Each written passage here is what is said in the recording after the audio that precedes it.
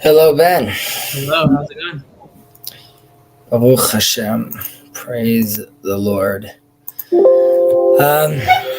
Things are going okay.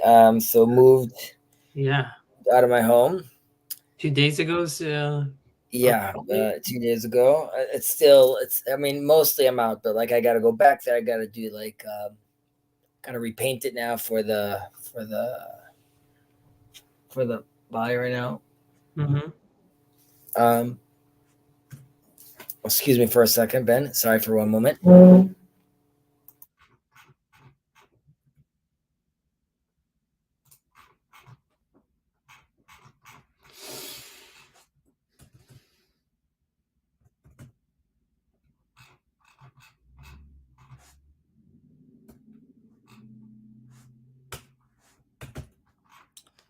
Okay.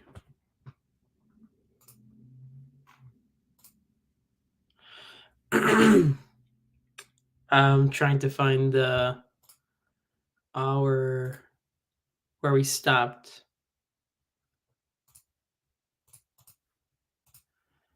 So we're gonna add that. There you go. Torah. No.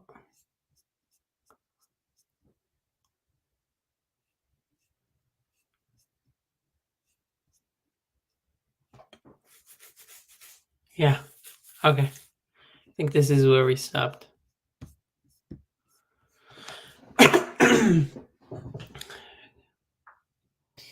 Hey, Ben. Sorry about that.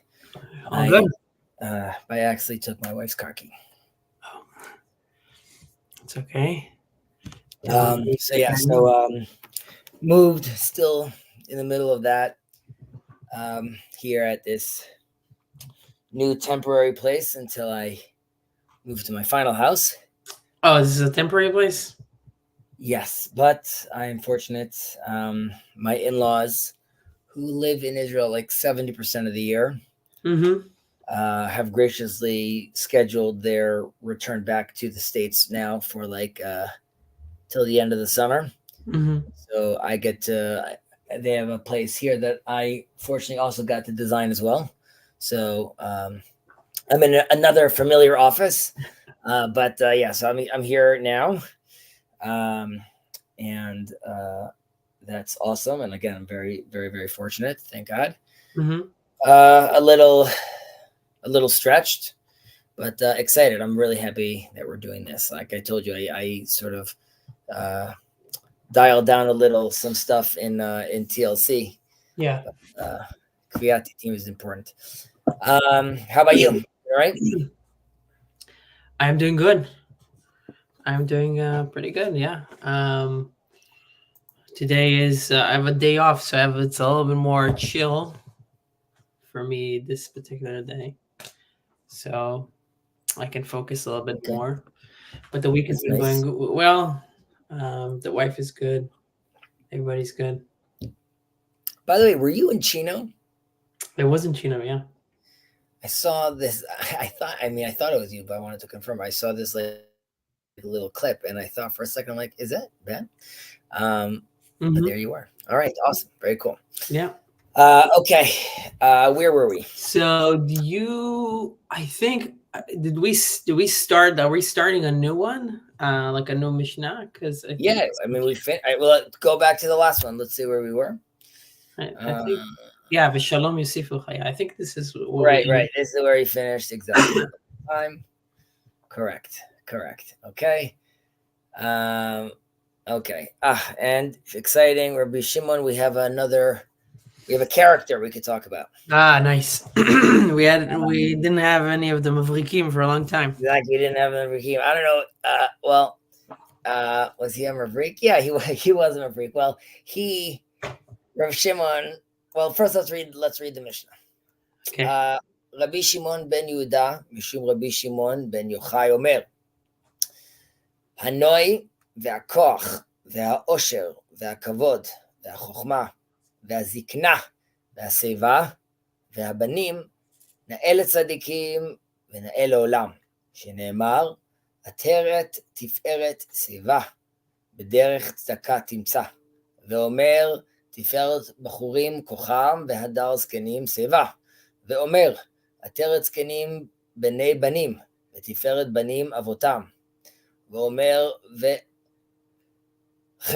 חפרה הלבנה ובושה החמה, כי מלך אדוני צבאות בהר ציון ובירושלים, ונגד זקניו כבוד. רבי שמעון בן נסיה אומר, אלו 7 מידות שמנו חכמים לצדיקים, כולם נתקיימו ברבי ובבניו.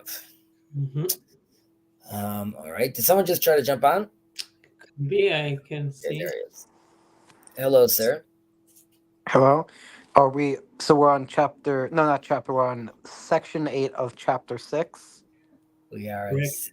You're correct. Mishnah. Correct. Perek Vav. Mishnah Chet. Yeah. And would it be okay if you guys read the Hebrew and I would read the English? Well, we just read the Hebrew, but if you want to read the English, take it away. So is this Rabbi Shimon, the son of Judah, would say in the name of Rabbi Shimon, the son of Yohai, beauty, strength, wealth, honor, wisdom, sageness, old age, and children are becoming to the righteous and becoming to the world. As is stated, Proverbs 16:31, old age is a crown of beauty to be found in the ways of righteousness. And it says, Ibid 20:29, the beauty of youths is their strength, and the glory of sages is their age. And it says, Ibid 17:6, the crown of sages are their grandchildren, and the beauty of children their fathers. And it says, Isaiah 24:23. Oh, Kirk, it's too emotional for him right now. Yeah, that particular quote is tough. And the moon shall be abashed, and the sun shamed, for the Lord of hosts has reigned in Zion, and before his elders is glory. Rabbi Shimon, the son of Manasseh, would say, these 7 qualities enumerated by the sages for the righteous were all realized in Rebbe Jude Hanasi, who we mentioned previously, and his sons. And the sons. All right. So let's go back to the top. How should we go about this one? Because there's a lot of just psukim over here. Okay. Yeah, there's a bunch of stuff here. Right. Rav Shimon ben Yehuda. Right. So this is Rav Shimon ben Manasseh, we said, right? And he's in the generation of Judah the Prince, our famous Judah the Prince. So like you asked if he was a Mavrik. He was part of a group called Kihilat Kodesh, or Kahal Kadosh, the Holy Congregation. Him and Rav Yossi and a few others, and they were famous for splitting up their day. And a third was Torah study, a third was prayer, and a third they were working in labor. Basically, and a lot of the sages we talk about also that we say, like, they were actually working, they're part of this crew. But it's just interesting. The Holy Congregation is this group that's actually doing a synthesis of all these things, right? Yeah. So it's obviously very apropos today when you have to think about, like, there are many, specifically in Israel, we have those tensions with people that are focusing solely on Torah study. And of course, we've spoken about how Torah study is in many ways the end all be all. But of course, Torah study manifests not just in sitting down and learning Torah, and there's a time and place, and there's an age and place for all these things. So all these things have to happen at the right time. Like we just say, Chamisha Mikra, right? From the age of 5, you could start learning you could start reading the Bible, because it's written on a certain level, even for the 5-year-old. But that's why we have the Pardes, right? We have the 5-year-old is reading it on the Pshat. Mm-hmm. But as you get older, there's you're continuing learning more and more. So there's also, like, levels of just the depth of the Torah, but it's all age appropriate. Yeah. And he is letting us know over here, right? He is really trying to encourage the generation, right? And remember, this is parak called Kinyan Torah, the acquiring of Torah. So this is really it's a call out, a message to everyone, and saying that these qualities, these 7 qualities, just that we went through, these are the qualities that you want to take on. Sorry, I'm just going to add Kirk back. I'm sorry, it was just a little thing with my mother. Please never do that again. No, I'm joking. It's all good, Kirk. You're good. You're good. Right. So they're encouraging us that even at the time of the destruction, right, during this period, there is still Of the Second Temple. examples. Yeah, and this is still a time where you could learn Torah and its promises could be fulfilled. And he looks at Rav Yehuda Hanasi, right, famous Judah the Prince. The redactor of the Mishnah, I believe. Correct. And he has a very beautiful relationship with Marcus Aurelius. And there's we spoke about this in the past, how when the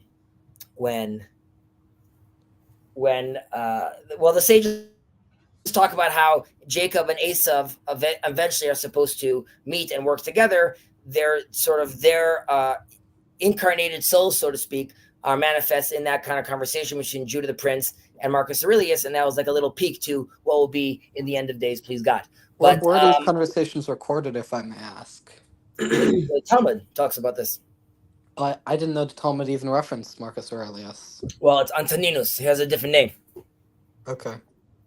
So I'll just add that the in the Magic Book commentary, it also it starts the conversation here, talking about these different attributes as right, like as neutral attributes, actually things that are useful for the righteous and become tools for betterment in their hands. But obviously, so I mean, it's interesting to be able to see here how these tools are double-sided. Everything that we're going to talk about has two sides to it, and how this in the right hands it can produce a lot of good. And also, it mentions here, and I've yet to actually count it, but it mentions here 8. You said 7, so I'm not sure if that's deliberate or. Well, let's count them. 1, 2, 3, 4, 5, 6, 7. You have Hanoi, והכוח, והעושר, והכבוד, והחוכמה, והזקנה, והבנים. The zikna and the seva are doubling up. Yeah, so I think they do. That's how I remember being taught. Yeah. Also in the verses that they bring up over here, you could see they're playing fast and loose also with these, it's Kenim and Seva are both of them being used together. Mm-hmm. Yep. Okay, they also right, but good on you on you're looking at it literally, seeing 8. That's good.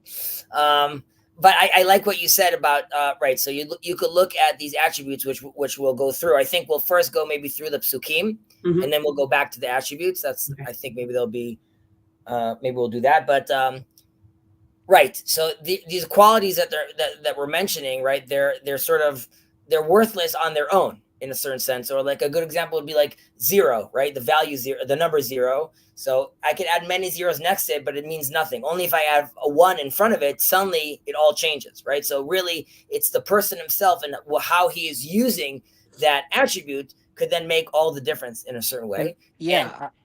Sorry, go ahead, Kirk. What I was going to say is I was watching a video from Seekers of Unity, which I really appreciate. It was talking about Carl Jung and Hasidism, and it was basically saying that Carl Jung praised the Maggid of Mezrich, and was saying like Hasidic philosophy was basically saying that the expression of God's attributes can only be done by the conscious being, and sort of collecting this like Jungian psychoanalysis, like the idea that the Sephirot can only be manifested through a second qualitative conscious entity, if that makes sense. Yeah, and he's right. He is quoted saying that like the Maggid of Mezrich really all his teachings basically predated everything that Carl Jung was teaching about, even though he was slightly anti-Semitic. It is very interesting where he realized that. And there's what to discuss also with Rav Kook's teaching, how he looks at the collective and how Jung talks about the collective subconscious. And like they were sort of tying the idea of archetypes with connecting it to the Sephirot. It's beyond my pay grade, definitely, but it is interesting, the idea that like within human beings, there's sort of some collective higher drive that has a transcendent origin. Oh, I mean, for sure. And I mean, that is the Tzelem Elohim, that is the soul, that is the Nitzotz, that is what we want to come back to. And this is very much like what Ben is talking about. Even when they talk about beauty, right? Well, we'll get into that in a moment. But going back to what you just said about Carl Jung, if you want your mind blown, I recommend Eric reading. Neumann. Exactly. The 2 volumes, maybe when we spoke about that, that's where you should go. That's where the magic's happening. I know. Chezi's greatest hits. And Star, well, it's just amazing. I even said I'm going to do a video on it once, but it's yet to happen. And just for the final thing, when it comes to Carl Jung's anti-Semitism, just to remember that this was a time when many very educated people held beliefs that we would now find offensive. I mean, it's not as though it was not understandable given the social context he was raised up in. Yeah, it's all good. I have his books. I'm not. So it's all good. I understand. Okay, so now back to what I was starting to say, that the Judaism, Ben, it doesn't reject beauty or wisdom or honor and all these other worldly acquisitions or qualities that I could get, right? It just means that it sees them as a means, not the end, right? And in that sense, these are really things. We're seeing them as tools that are being used to serve God, and if used properly, they also allow for a spiritual elevation, right? So that's why also when we go through all these attributes over here, Hanoi v'Koch ve'Osher, it ends with Na'ela tzadikim na'ela olam, right? So this is good for the righteous. I get that, right? Because this is good for them. But why is this good for the world? Right, and it actually echoes a previous Mishnah, that we just, right? Tov la'adam, tov labriot, or exactly good for the people or good for the creation. And another Mishnah, which is Misha briot nocha ito makom noch, right? Exactly, once you're calibrated properly and oriented properly, then there's a certain sense that Hashem himself is now pleased with you, because in that sense you are now reaching your true potential, and in that sense you are manifesting more of God's image, and by doing so you are being more holy. And that goes all the way back to also, I think, a greatest hits, which is God says, be holy because I'm holy, right? God doesn't want to be alone. He wants to interact with us, and he's asking us to up our game, right? So when it says that it's good for the world, right? So it's good for the entire world that these 7 qualities are found in righteous people, right? So when a blessing is given to someone that's righteous, right? Hashem's name, like we just said, is being actually praised. It creates a Kiddush Hashem. And I think all of us are yearning. I mean, we definitely all want, we want redemption, we want Messiah, but even leaders, right? We're looking for spiritual leaders. We're looking even for we would settle for political leaders. We would settle for good teachers. We're all looking for people that are manifesting these qualities. And because when we see that, us as humans, there's something about it we really appreciate. And I'm forgetting who gave this analogy, but it's true that when you see, maybe it was Jordan Peterson actually that said this, but how the whole crowd erupts. I think it was Jordan Peterson. When you see, let's say, an Olympian doing his craft perfectly, and everyone gets up and claps, it's because you're seeing it done in the highest level possible, and there's something inspiring for humans to seeing that done. So how much more so when we're talking about a real tzaddik? And unfortunately, we weren't. You hear about these stories of people that, and we speak about this in Pirkei Avot about, layout avak avak raglehem, and we want to be creating a house for the tzaddikim because we want to see how they act, because it's inspiring and it teaches us as well. Yeah, and also there are different levels of expectation. So there might be a tzaddik who's at one level, and then maybe below that a chassid, and then maybe below that an exceptionally righteous, observant person, then below that an average, I guess you'd say an am haaretz, but it's not perfection that is a demand. It's just trying to be perfect within the domain that you're at. So in a halakhic code, like the Mishneh Berurah, you might say a Baal Nefesh does this, is stringent on this matter, but if you're an average person who doesn't come from a religious background, you might not be expected. So it's also important to contextualize that, human nature is influenced by our environment, and to expect everyone to be to the same level is somewhat unrealistic. It's just trying to be perfect or self-actualize within your level, if that makes sense. it goes all the way back to back to God's call of Lech Lecha, right, to Abraham. Like, it's a path that you're walking on. It's called also the halacha, and as Hillel told the convert that said, like, I want to learn the whole Torah on one foot, right? He says, "V'ahavta l'recha kamocha, zilu gmor," right? Walk and continue, and the rest is like, is you just have to now live it and embody it and do it. So yes, Kirk, it's a journey, and God is meeting people where they're at. At the same time, He's asking us to, when we're ready, and assuming we're putting in the effort that we need to put in, raise your level up. As we spoke about the people that I've already achieved a very high level, yet you return back to the study hall because you realize the influence you have on the people around you and what that's doing. And that's, so there's different levels of responsibility based on where you are. And I thought Hillel's maxim was, I'll teach you the Torah, it's love your neighbor as yourself. I didn't hear that. Zil v'gmor. He says, love your neighbor as yourself. And then he said in Aramaic, zil v'gmor, as in walk and complete, as in that's the basis of it all. Now there's hundreds of other stuff that you have to add on top of that, but like that's now called living. Like now go learn how to take that concept and manifest it through all these different channels that the Torah offers you.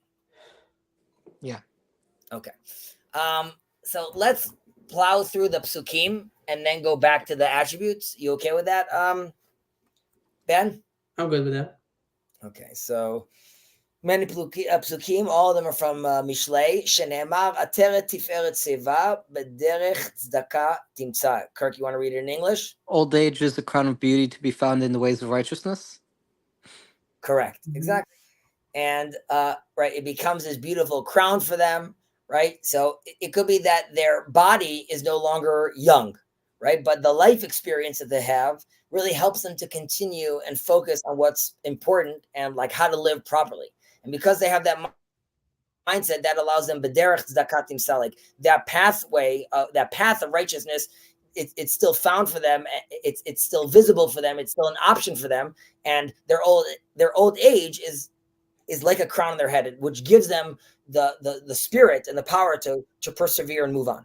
V'omer kocham v'hadar zkenim seva. Old age is a crown of beauty to be found. Oh, sorry, no. The beauty of youth is their strength, and the glory of sages is their age. So yeah. So this seems to say, well, this is not necessarily contradictory, but it seems to be saying both being old and being youthful are advantages. Exactly, which is more than that, because they're both, there's value in strength and in the hadar, in the splendor, but not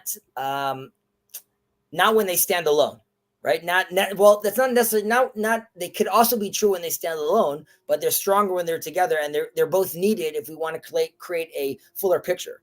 And the true worth is realized when we could enhance more fundamental values, right? So as young, I have this koach, but it becomes more splendor. It becomes hadar as I get older, as I mature. Right, and the use of word is important because koach is much more like strength or more physical strength, and hadar maybe is more.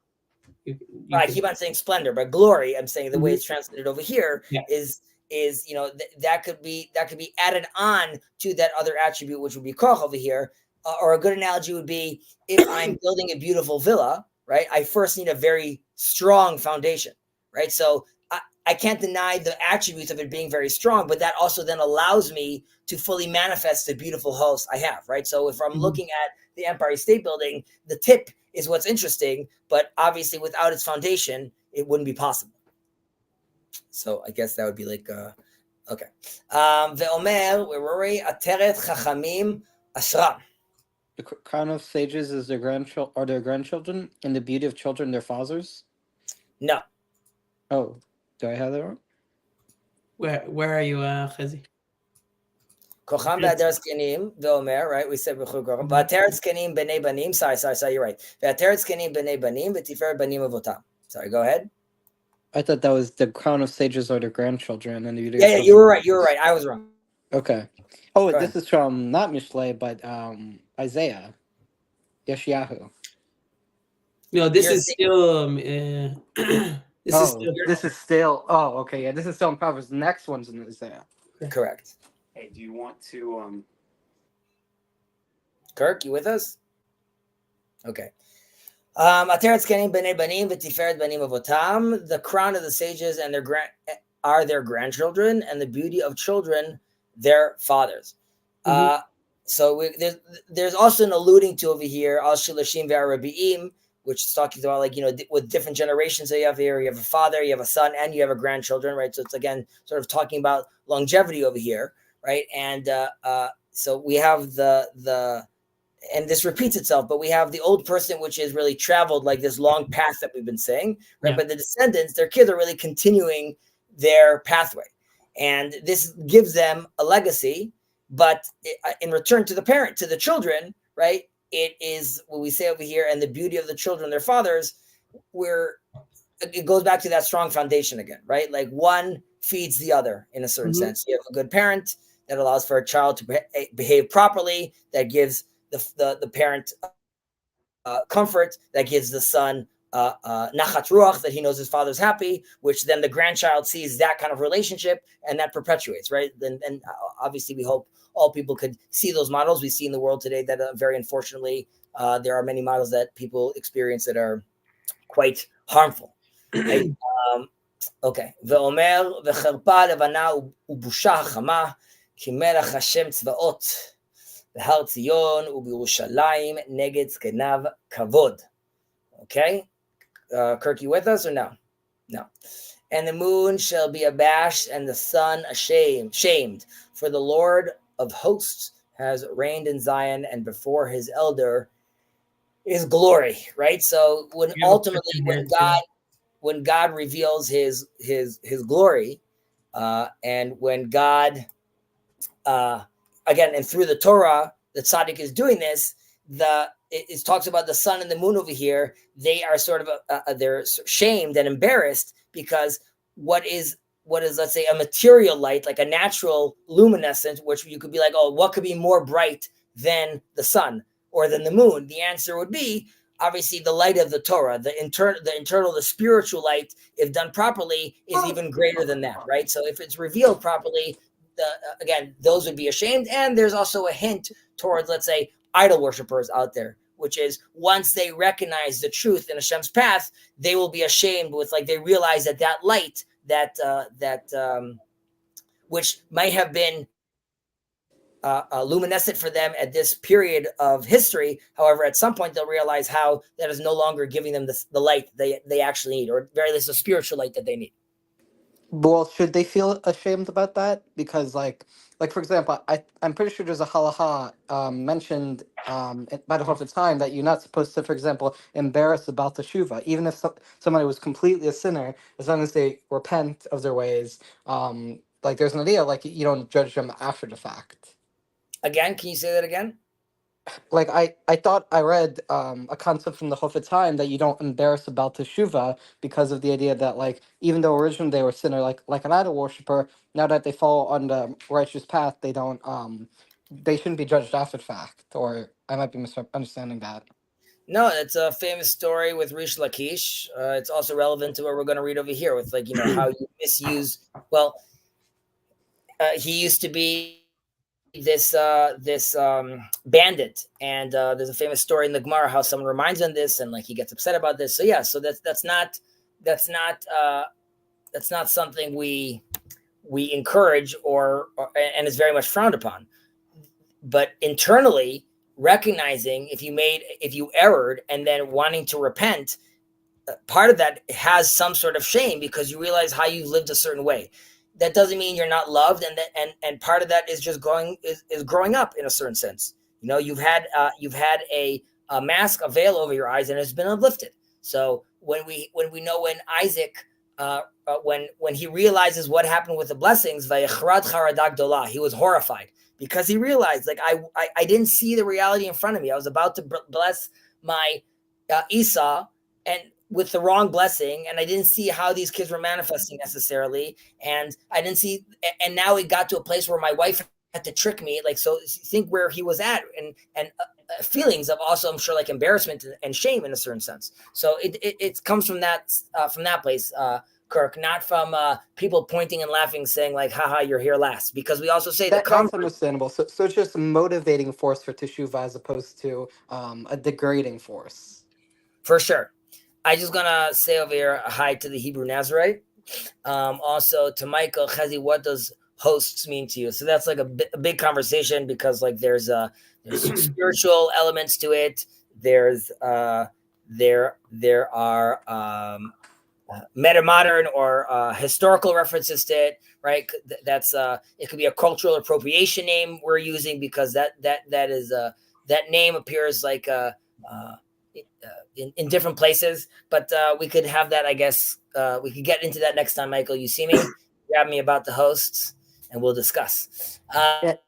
Are there any famous pasukim in Tanakh that say that Hashem is like the Lord of Hosts? Of course, there's many. I know. Are there any well-known ones? Because I've heard that phrase before, but I don't quite understand the concept. Is it, or is there any spiritual significance, or am I reading too much into it? You know, you have the Tzvaot Hashem leaving Mitzrayim in the book of Shemot, in Exodus, and you have Hannah speaking.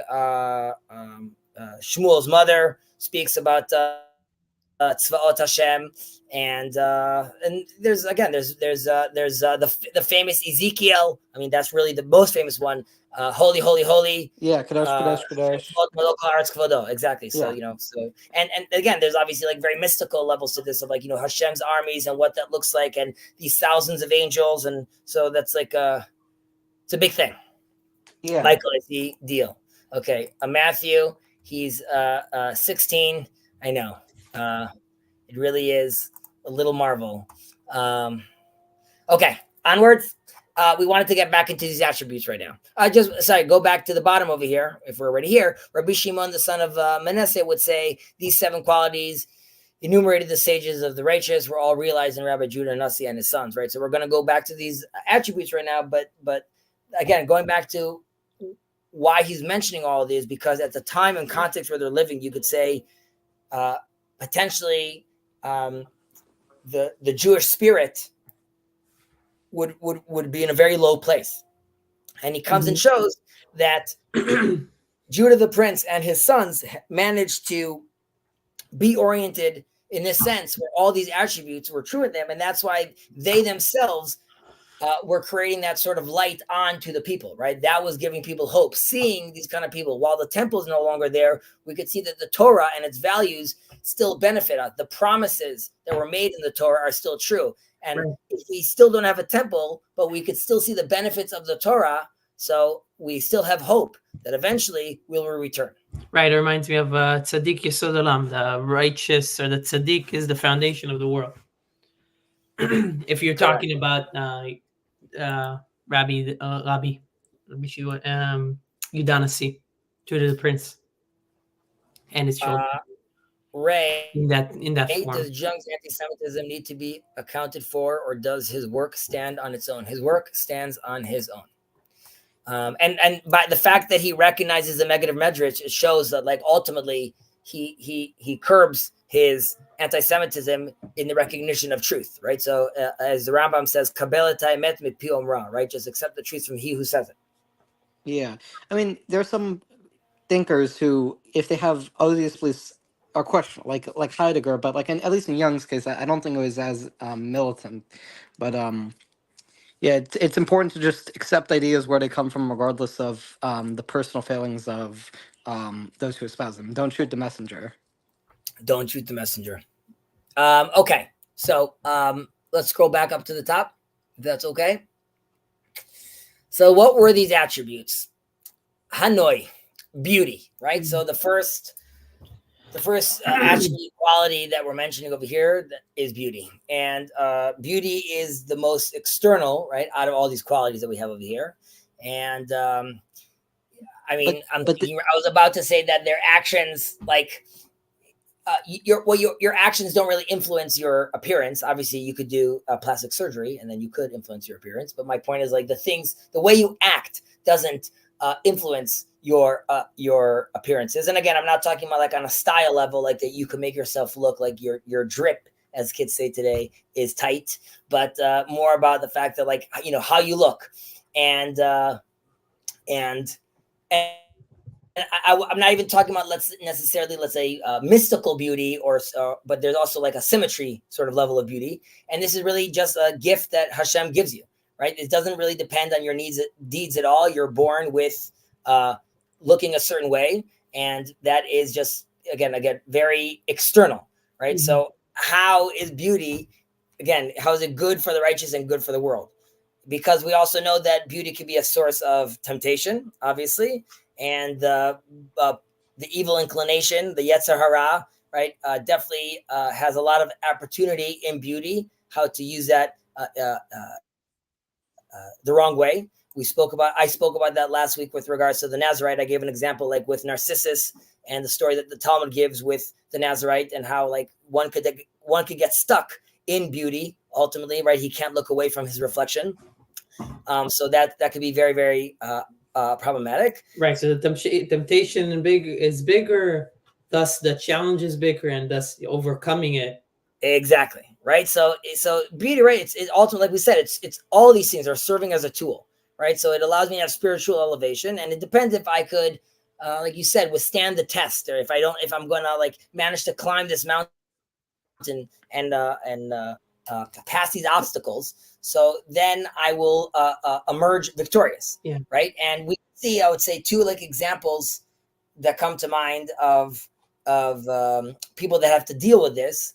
Let's say a positive one would be, a negative one would be Avshalom, right? The son of King David, who ultimately finds his demise. Also has this beautiful long hair, and he's handsome, and he manages to really reign over through like this coup that he wants to have. Many people in Israel are following him, and this is because of his impressive appearance. But ultimately, he ends up getting into a lot of trouble, right? He leads a civil war against his dad, and he has this downfall, which he's hung by his hair as the horse is running. It gets caught in the tree, and that was like the source of his pride. And in contrast, we know with Yosef, how the Midrash says he was meselsel b'saro, he was playing with his hair as well, also considered beautiful. We have the whole Potiphar's wife drama going on, right? Where she's after him. The Midrash even says that every time he would come to the house, the other maidservants, if they had like knives or they were working on stuff, they would nick themselves because they couldn't handle seeing how beautiful Joseph was. Nevertheless, he, at the last moment, right, he manages to not succumb to that and run out. And obviously he gets into trouble because of that. But this is why he's also the paragon of righteousness, right? He's Yosef HaTzadik. So there's something about, so there's that aspect, and also there's an aspect that is mentioned here as well. Do they mention Yosef? They don't mention Yosef here. Oh. But they mention the aspect of this being a temptation, but also the aspect of how beauty, or we can connect charisma to that, is something that helps somebody convey the divine wisdom, or just be more persuasive. So when you have that kind of potential, you want to make sure that you harness it, because again, you want to use whatever God gives you. And this also reminds me the story, and maybe this isn't Tanit, but Chezi will know better. But there's a discussion about a sage that is beautiful, and they're talking about how, like, you have to. Well, I think there's one. Somebody says, like, you have to be ugly in order to be smart, and then they say, yeah, but how come there's this sage and he's like he's beautiful and everybody looks at him, right? And there's a story with the women walking from the mikveh. So then they say, well, he's so smart now that he's beautiful, but imagine how smart he was if he was ugly. So that's it. Just to clarify, you seem to be implying that beauty in Judaism is an aesthetic, but there's not a mystical beauty that is like beyond aesthetics. There's not like a spiritual or like quality of character. Of course, Well, this is talking about Noi, though, specifically. Yeah, so I'm saying there definitely is, and there's levels of getting into that level of interpretation. But for all intents and purposes, right now we're talking about the more external beauty that we're talking about over here, right? And then those obstacles that you need to overcome, and like Ben was saying over here, the physical beauty is the tool that you want to, right? So Claudia Schiffer. Well, I'm dating myself. Think of a beautiful Kim Kardashian. Think of I don't think she's attractive, but whoever people think is beautiful, right? How are they using their power? So Kim Kardashian talking about her behind, no bueno. Kim Kardashian using her influence to get unfairly convicted felons out of prison, right? That's amazing. Right. So that is so she's using that platform and to do that. I would say that if you do so even more, if someone sees someone beautiful, like I said about the Nazarite, that he was asking, why are you cutting your hair? This beautiful hair. He says, I'm doing so because I saw the temptation. I saw where it's going to take me. I don't want to go there. I want to live this life, which is more oriented and proper towards God. So the high priest says, there should be many more Nazarites like you, because he realizes it's inspiring to see someone take that beauty and take it to the next level, right? So that's our focus over here, and that's our focus really in this Mishnah with regards to all these attributes. Mm-hmm. So even as we transition into strength, right? Koch, hakoach, right? So here too is also a gift from heaven, right? From Shamayim, but unlike beauty, which we said is just sort of gifted to you and there's nothing you really could do about it, here it's really up to the individual how I use my power, right? I could use it, like we just said, it could be a positive force, and I could be preserving Torah, and I could be performing mitzvot, and I could be defending Hashem's honor. I could be doing all those things, but I could, of course, also misuse the strength, and it could be detrimental to, obviously, to the individual and also to the world. The way I'm using it, I could be doing destruction on a much larger scale, right? So another example would be a classic example would be Shimshon HaGibor, right? Samson, who when acting properly, right, he uses his great strength to remove the gates of Gaza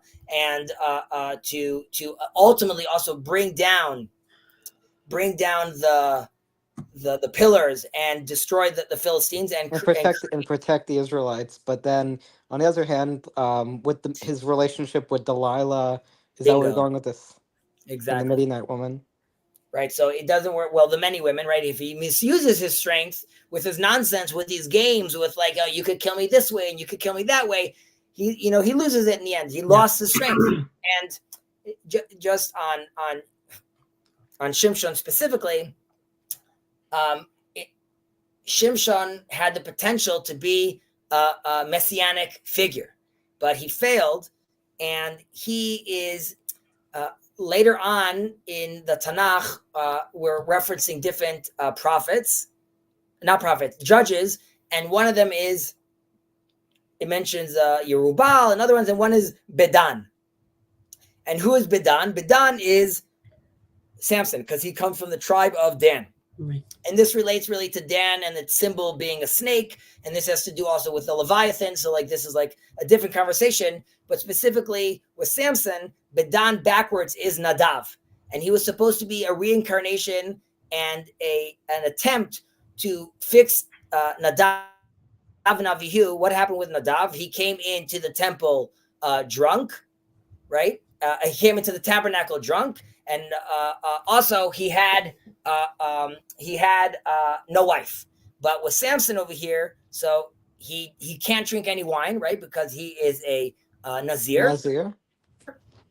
But he fails, which he doesn't manage to control himself. Like he was supposed to show how you could also control yourself with the idea of wine, have strength, and still procreate, right? Because Nadav messed up with the wine and had no children either. But here too, with regards to procreation, he messes up. So this was like a missed opportunity with someone that couldn't handle the balance fully. Correct me if I'm wrong, but isn't the tribe of Dan the tribe that went to to war with all the other Israelite tribes, or do I have that wrong? Pilegesh Bagiva, Dan almost gets like wiped out completely. Yeah, I wonder why they went to war like that. I mean, it's a very, very famous story. I know it. If you, I'm just not the most familiar with Tanakh. with what? What do you mean? I know the story. It's just I don't know as much about the specifics about the motivation for it. For the motivation of what? Of the war? Oh, yeah, for Dan going to war and being like they were. I got you. Again, you could go. Well, we could talk about it some other time. I want to focus over here. But by the way, it's not Dan. It's Benjamin. Okay, then I got Dan. that. Dan is the weakest tribe. I got that. It But they do produce soldiers, don't they? I mean, there is like that symbolic, or there is that kind of concept with Dan, no, as a tribe. Yeah. He's known as he's not protected by the Amud Ha'anan, the cloud in the desert. Mm-hmm. He's the first one that's attacked by the Amalekites. However, when the architects build the tabernacle, it's from the tribe of Judah and for the tribe of Dan, showing that ultimately we need the strongest and the weakest coming together in Israel. Right.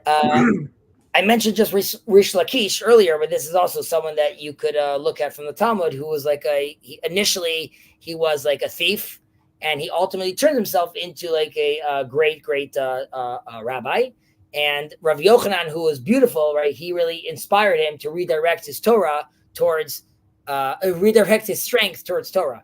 He sees Rav Yochanan bathing in the river, and he thinks it's like this beautiful woman. And like he jumps over like this massive distance to sort of impress her. And then he realizes who it is, and they have a conversation. And then he tells him about learning, but he then loses his strength. And then he tells him that no, you could gain your strength back within Torah. So this is another example of someone who, ultimately dedicates his attribute towards Hashem, and he's both a benefit to himself, right? He has a spiritual growth, and also the world benefits because we have all the teachings of Rish Lakish. Ve'ha Osher. I lost you guys on the screen. Can you guys see me? I can see you. Okay. Can see so you want to scroll? You need to scroll? I'm not. It looks like you're stuck. 1 second. Okay, now I see you. Okay, veha osher, right? Wealth. Again, we're focusing on something that's external over here. Mammon, right? I know Luke Thompson loves talking about mammon, and I'm not a mister of numerology, gematria, but it's specifically about this. It's known that mammon is 136, and a ladder is 136, sulam in Hebrew. And that's the idea is with wealth, it depends how you use it, right? It could bring you all the way down to the bottom of the ladder, or it could take you all the way up to the top of the ladder. Right. That might be the last time you hear me say a gematria. Very much not my thing, but it's just. Do you find gematria silly? I don't think it's silly. I think it's just way past my pay grade. Just with like, because it's obviously at a much pay grade. No, much no, not below my pay grade. It's like above my pay grade. Okay. It's because it's clearly not as simple as me just saying 136. That means this and that means that. But there are numbers that come again and again. It very much it's the same world of reincarnation for me, which I think it's like you can't ignore its place in Judaism. However, it's so abstract, which it's just difficult. Yeah, I mean, I understand, and one of the problems that people have is like they'll say stuff like Jews don't believe in afterlife because like they don't. I know Judaism and authentic Torah Judaism for so long has not been.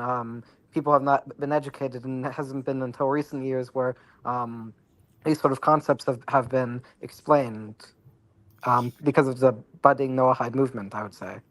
Well, I would definitely. Again, there's a whole language that in Judaism was secret, was sod, was kept that way, and that's why recently we had the Lag BaOmer that we're praising Rav Shimon Bar Yochai, who reintroduced the secrets, right, of the Torah to the world. However, some of this language was already preserved. The prophetic language was preserved in a certain sense. Obviously, it was corrupted, but in the East, this is something that I was going to talk to RJ about. But yeah, so it's so even the East influence on the West more recently is a whole language of spirituality that is growing. And that was like really in the New Age. Again, that was a sense of spirituality has managed to manifest again, but not oriented properly. And slowly but surely, these. Yeah, you're going to say something?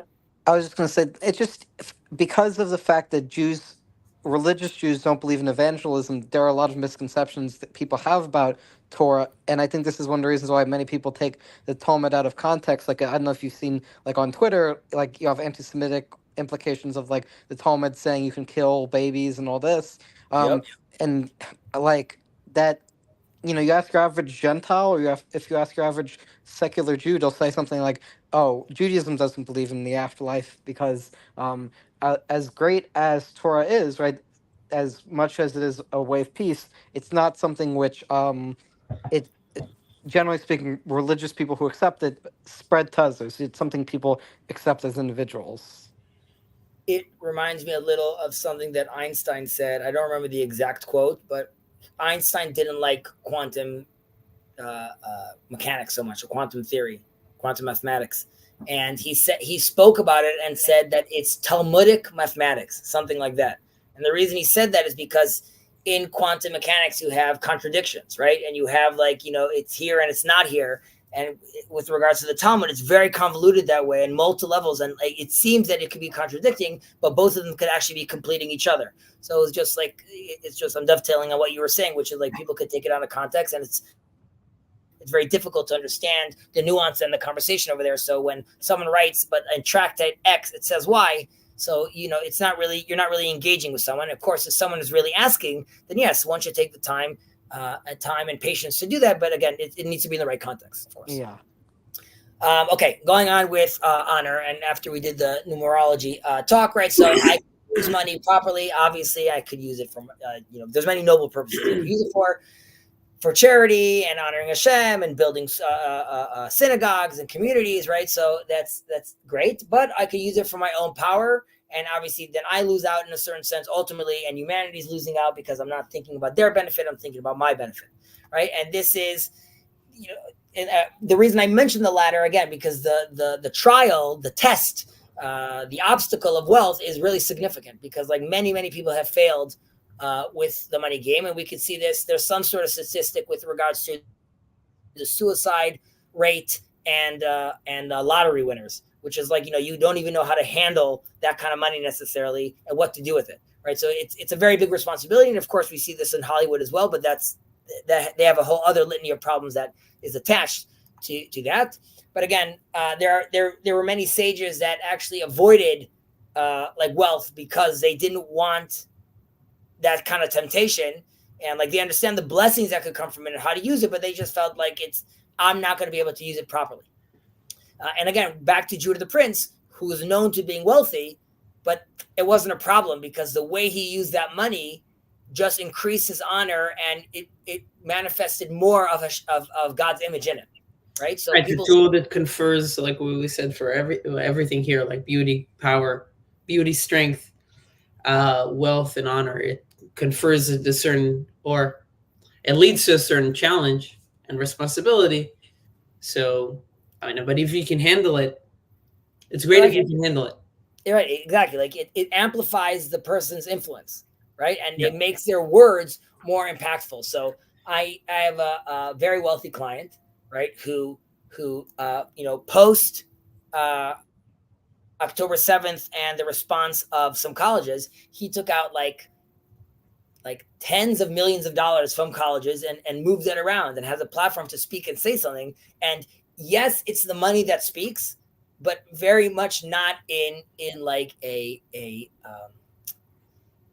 a gross kind of way, right? It's not money that's being manipulated. It's more money that's showing that like I'm going to put my money where those proper values, and that's why like and I'm being taken seriously because people realize that what I'm using my money for is for those values, right? So no one's looking at that as someone like that's very different than taking pictures on my Instagram that I'm on a private jet, right? Mm-hmm. That's also I'm showing money, but that's like a very different way of showcasing my money. All I'm doing is I'm showing that like I value material things, not being sensitive for the environment, all the things that you could be thinking of. I'm doing. I'm there on myself on a little jet.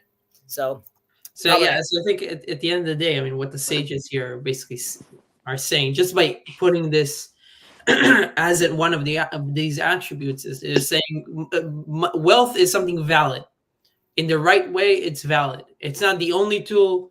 It's not the tool, but it's a valid tool. It's a valid attribute when it's used right, as opposed to taking it out completely out of the equation and seeing that as a source of evil or anything like that. All right. Veha kavod, honor. Honor. Kirk? So like, yeah, go ahead. Yeah. So honor, there are different ways. There's honoring your parents. There's honoring Torah scholars. There's honoring Hashem, Kiddush Hashem. There's all sorts of methods of honor in Judaism. And I would imagine this is something that even people on a relatively lower level than a tzaddik or hesed would be. Like, so even the average person should have honor. Correct. Well, and like you said, you touched about some different interpretations of honor, right? I would say like the more common use is like the respect and and importance that one feels or people give to one another, right? There's another sense in Tehillim, in Psalms, it talks about ura kvodi ura, right? Which is which kavod there is talking about, or kvodi there is talking about one's soul. Right, and in that way, it's talking about that the soul is like the body's honor in that sense. And now this Breita, or the Mishnah we're reading right now, is in a certain sense combining these two things. Right, it's saying kavod, right, which is it suits a person when they honor their soul, when they're acting properly for their divine spark, for their God's image. Right, so if I'm using honor, like Ben was mentioning a few times over here, if I'm using it for spiritual elevation, and I'm feeding this pure soul I have, right? So that I'm doing it properly, and then I'm using it for the public good, and then the honor I'm getting from other people really reflects the honor that people see inside me. They see me representing Hashem. However, and obviously with regards to honor, it could corrupt your soul, of course, and it could very quickly lead you to influence people the wrong way, as we say. Is it ultimate power corrupts ultimately, or something like that? But honor that comes with power, or that kind of respect that you want, right? That could be extremely, extremely corrosive. Well, if you have too many people honoring you, you might get into sort of Machiavellian power play where you try and influence them just for whatever your ideological ends are, as opposed to for some actual proper value. But so this is like, for example, my understanding is like you were talking about in previous Mishnah, right? You praise the Torah scholar not because you're praising the individual, you're praising what they represent, which is the knowledge you've acquired. Right. That's why you honor them. The person you were describing right now, this Machiavellian guy, like when people see him, it's more respect out of fear, and or honor out of fear, and not honor from, let's say, a reverence, or honor out of or recognizing how this person is manifesting all these attributes properly, right? So it's also it commands a different response from the individual, and that's why it could also be extremely harmful, right? There's something about having and this would, let's say, be true about what's his name, Steve Jobs. Early Steve Jobs, Wozniak, fear, people are very nervous about that. Later Steve Jobs, right, is being honored because he's in a certain sense showing that he is this is also when he took on more of his Eastern beliefs, calmed himself down, realizing different things. So there was a sense over there where now he could be looked at as a leader and not necessarily be feared. Yeah. It's interesting that it's something that you need to think about as the person conferring. This is connected, but maybe a little bit. But as the person conferring the honor, you also need to think about what you're doing and the implications of that. So, for example, it reminds me of a story that I think was told about Moshe Feinstein when he was a kid. So he was a prodigy already when he was 9 years old, and he knew everything. And he would like old rabbis would ask him questions, so he would walk on the street as a 9 years old, and people would stand up and give him respect and everything like that. And his father used to tell them, "What are you doing? You're destroying my child. He's gonna see what you're doing to him, and at 9 years old, it might be maybe it's too much for him. I don't know." That's the implication, at least, of the father saying that. So I wonder, that says something also about your responsibility as the person conferring the respect.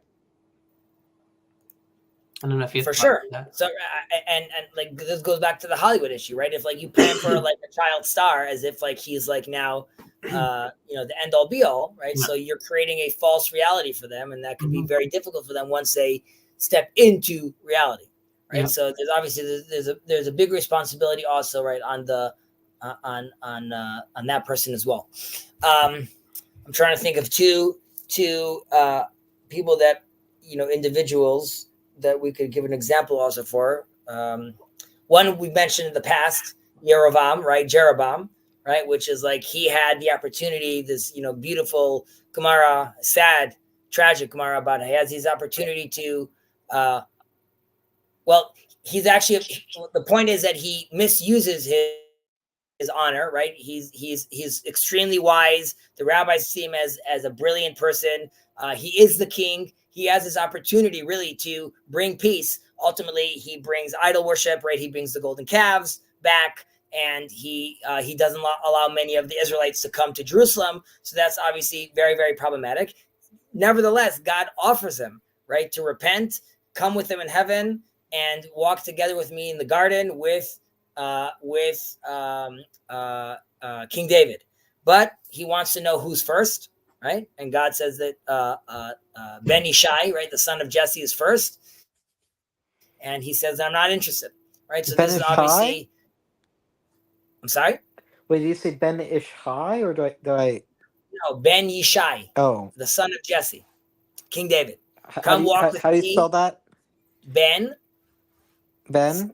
Ben, like Bet Nun. Yeah, I know how to spell Ben. Son, right? And Yishai, Yud, Shin, Yud. Okay, yeah, because I got that confused. I know there is a rabbi named Ben Ishai, but I didn't... Yeah, there's a Ben Ish. No, that's the Ben Ish Chai. That's Ben is the same Ish, man, Chai, alive. Yeah. Now, but if we're keeping with kings, then it would be King Chizkiyahu.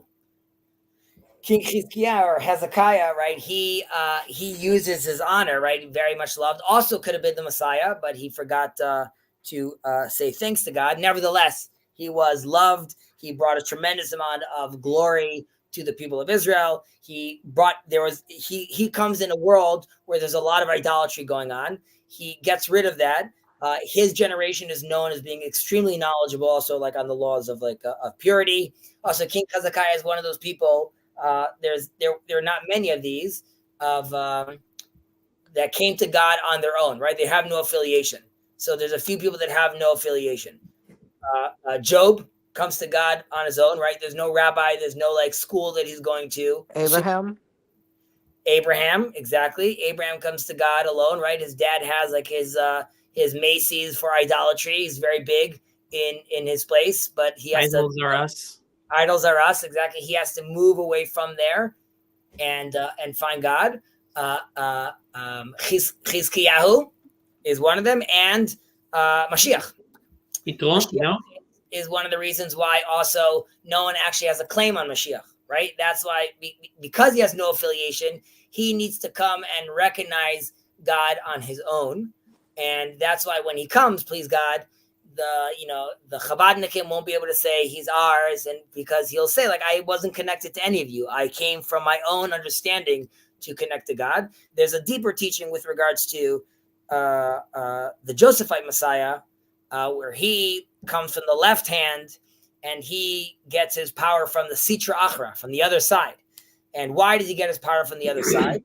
Because his soul is so holy that the evil of this world is going to try to stop it, and that's why he has to be shielded by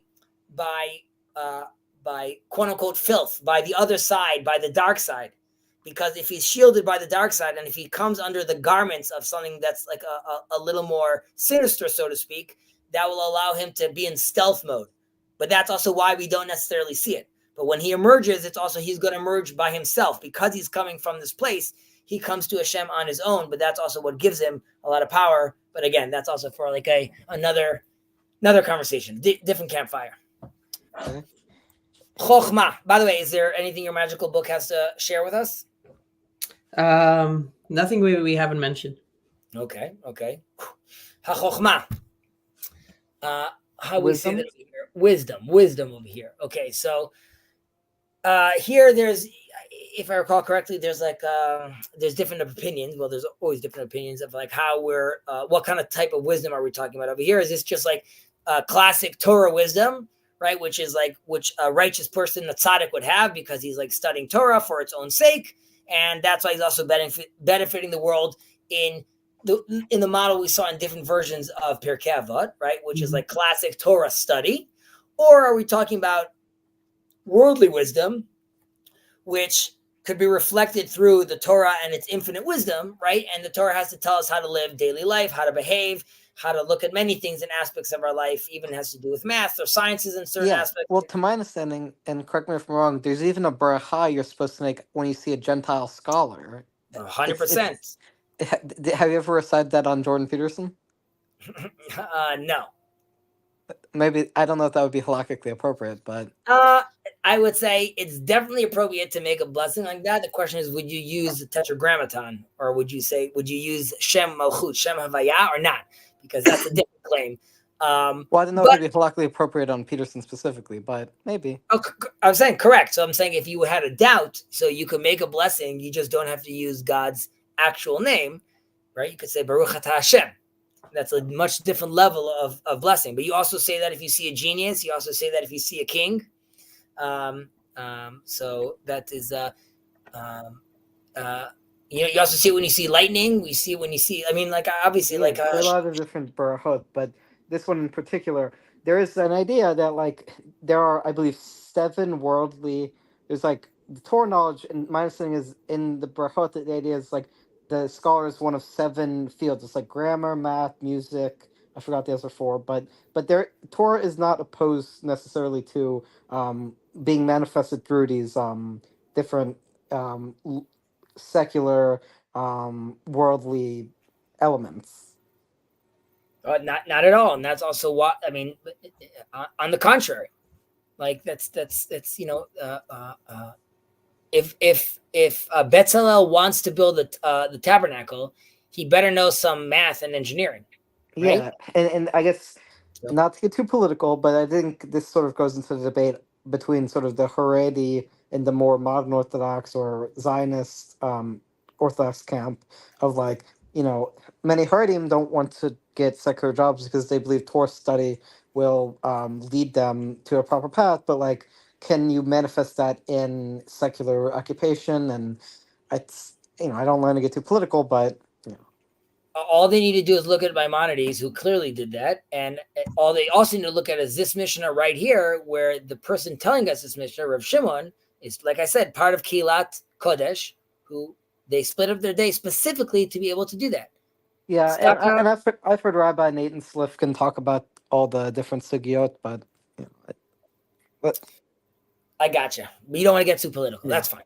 So we were speaking about this wisdom, right? So there's different kinds of wisdoms. Two examples again, of course, and how I use this wisdom. You could be Mengele, right? You could be the doctors working for Hitler. Hitler, right? Correct. Or you could be trying to saving children who are starving. exactly, and how you use, and it could be a detriment. It could be, again, beneficial for you and to the world, and detrimental to you and to the world. And here again, we could see this obviously echoed and stressed even in the Bible, right? So you have Daniel, right? This prodigy child that is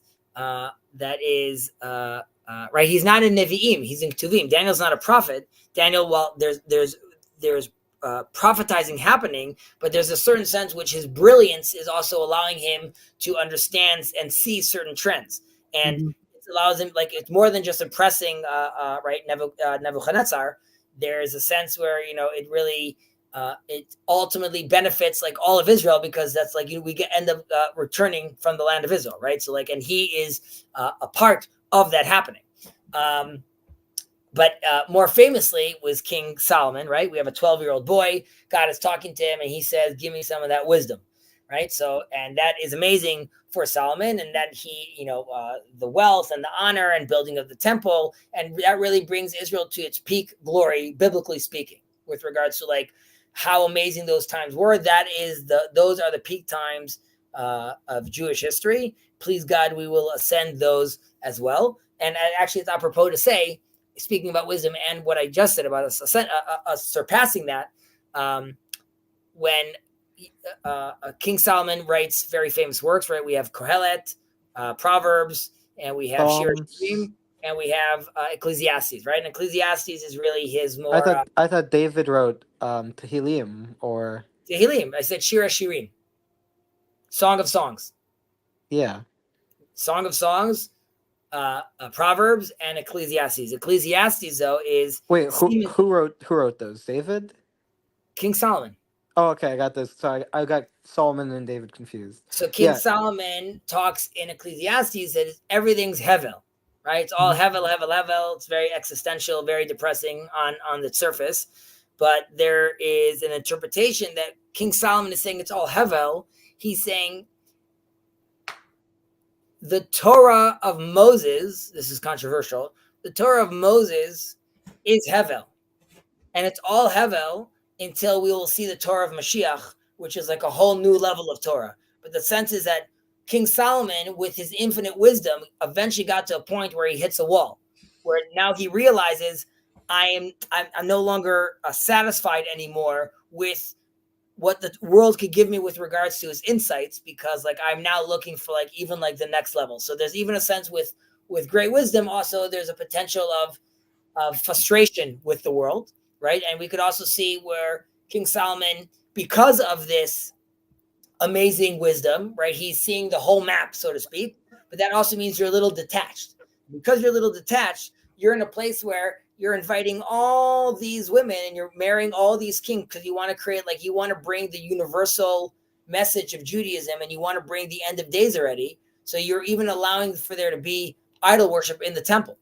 And now from your perspective and your wisdom, you realize how it's all one, Solomon. So like for you, it's not a problem because you don't even register that as idol worship.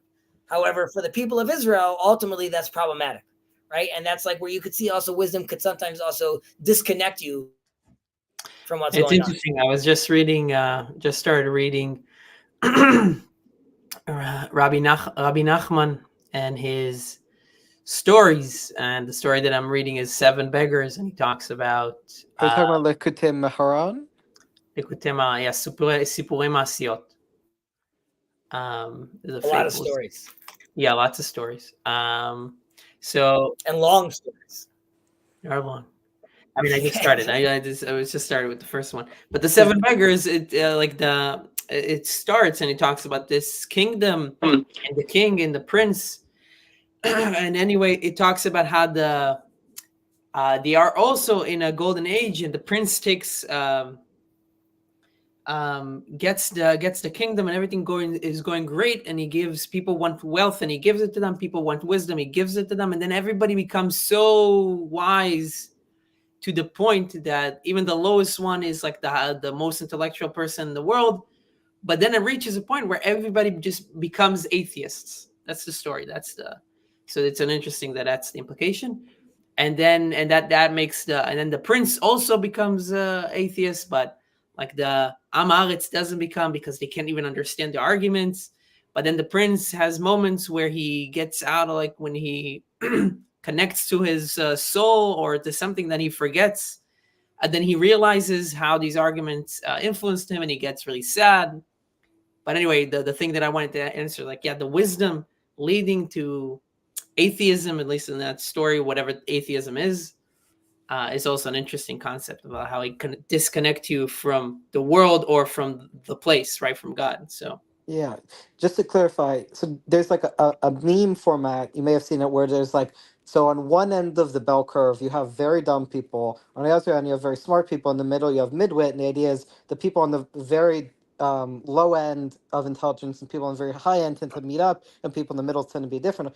Is what you're saying, that like the dumbest people and the smartest people are the most religious, but the midwits who know more than the dumbest, but haven't reached a certain level of wisdom, those are the atheists, or am I misunderstanding you? No, I think he was saying, I'll use a different analogy. Chaos, tehom, right? I mean, the tohu vavohu.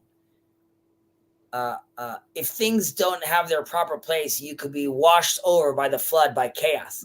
And this does have to do with Eric Neumann, with sort of the subconscious sort of taking over you in a certain sense. But even with wisdom, if you have untethered wisdom or untethered brilliance, at some point you get disconnected. So there I might have mentioned this example before about there's these 13 Mizmorei Tehillim psalms that David says, and it's related to the story in the Gemara about how when he's looking for the space to build the temple, and he is digging, and he hits the space of where the well springs of the flood themselves start overflowing, and they're threatening to overflow the whole world, drown the whole world. And you have this water coming out, and again, it's supposed to sort of symbolize, in a certain sense, untethered power, potential just coming out. And ultimately, he needs to take a piece of clay. He needs to take God's name with the tetragrammaton on it, and he has to seal it. He has to close it. And that's the sense is, you could only control it if it's oriented properly. So it's also wisdom itself. Or you could see that echoed again with the receiving of the Torah, right? This receiving of the Torah, the first tablets, which are God's words, or God's etching with his finger, right? A fire on stone, on clay again. It comes down, but it has to get shattered. It gets shattered when the Israelites can't handle all this level of spirituality, and that leads them to do the golden calf, right? Which is like, I'm all this high level, but because it's not directed properly, it creates destruction. And then we have to go back and build. We have to restamp that clay, build the tablets again, and then we could create order again. We could squash down that. And that's what happens with the Levites, right? Moses says, Mila Hashem Alai, who is to God to come to me? They come and they kill 3,000 people. And in a sense, that's sort of like locking down the water. It needs to be oriented properly. Mila Hashem, who's going back to God and doing this properly? It's very interesting. Kind of, I don't know if I will be able to articulate this because it just popped in my head. But I remember Rabbi Sachs talking about how wisdom, the connection between wisdom or intelligence or secular studies, let's say, and God or religion, is that that wisdom can go places that or rationality, maybe can be, that's the best way to put it. Rationality can go into places that it actually can't. It doesn't know what to do. So it doesn't have any. It doesn't have, like, if it goes there, it starts talking about arguments that it doesn't have any idea about. But the religion kind of constrains it in a way so that this kind of stuff doesn't happen. It doesn't reach a place where it falls off a cliff, where it starts to overpower or consume the person himself. And actually, it just reminded me of, like, we can see that with AI, with LLMs, right? Where at first they were given so much freedom, like, okay, tell me anything. And then they go into places that they have no idea that they're going to make stuff up. Start hallucinating stuff up because there's not enough constraint on them. So in that way, that, like, the same dynamic between rationality and God, the thing outside of the system, is the same dynamic in AI and the prompter or the humans that are outside the system. So that's a very good analogy, right? Like, so the Torah is really giving you the tools of how to prompt, right? Because like the world, or let's say the AI, is offering you anything you want, but it could take you to very dark places, right? It could teach you how to make a bomb, or it can teach you things that it doesn't even know, the unknowns. Right. You're right. It's that or and this goes back to an is and a not, right? It could also come and tell you something that like this is, but like what should you do in this scenario over here? Or because it's in a realm that's not relevant to it, it might start giving you advice that's just either not relevant or counterproductive. Right, because it's unaware of its own limitations, because it doesn't have any limitations. Like if it doesn't have limitations, it's not like it's not like the system can say, well, I don't have limitations here. So it doesn't, like it's aware of not having limitations. It's not even aware of the idea of limitations and not specific, right? That's why a concept like known unknowns and unknowns is very useful here. So it's like just not aware of having like it's hard for me to explain, but no, I appreciate it. I appreciate it, and it brings me back to King Solomon again, because he again gets into trouble according to the Gemara.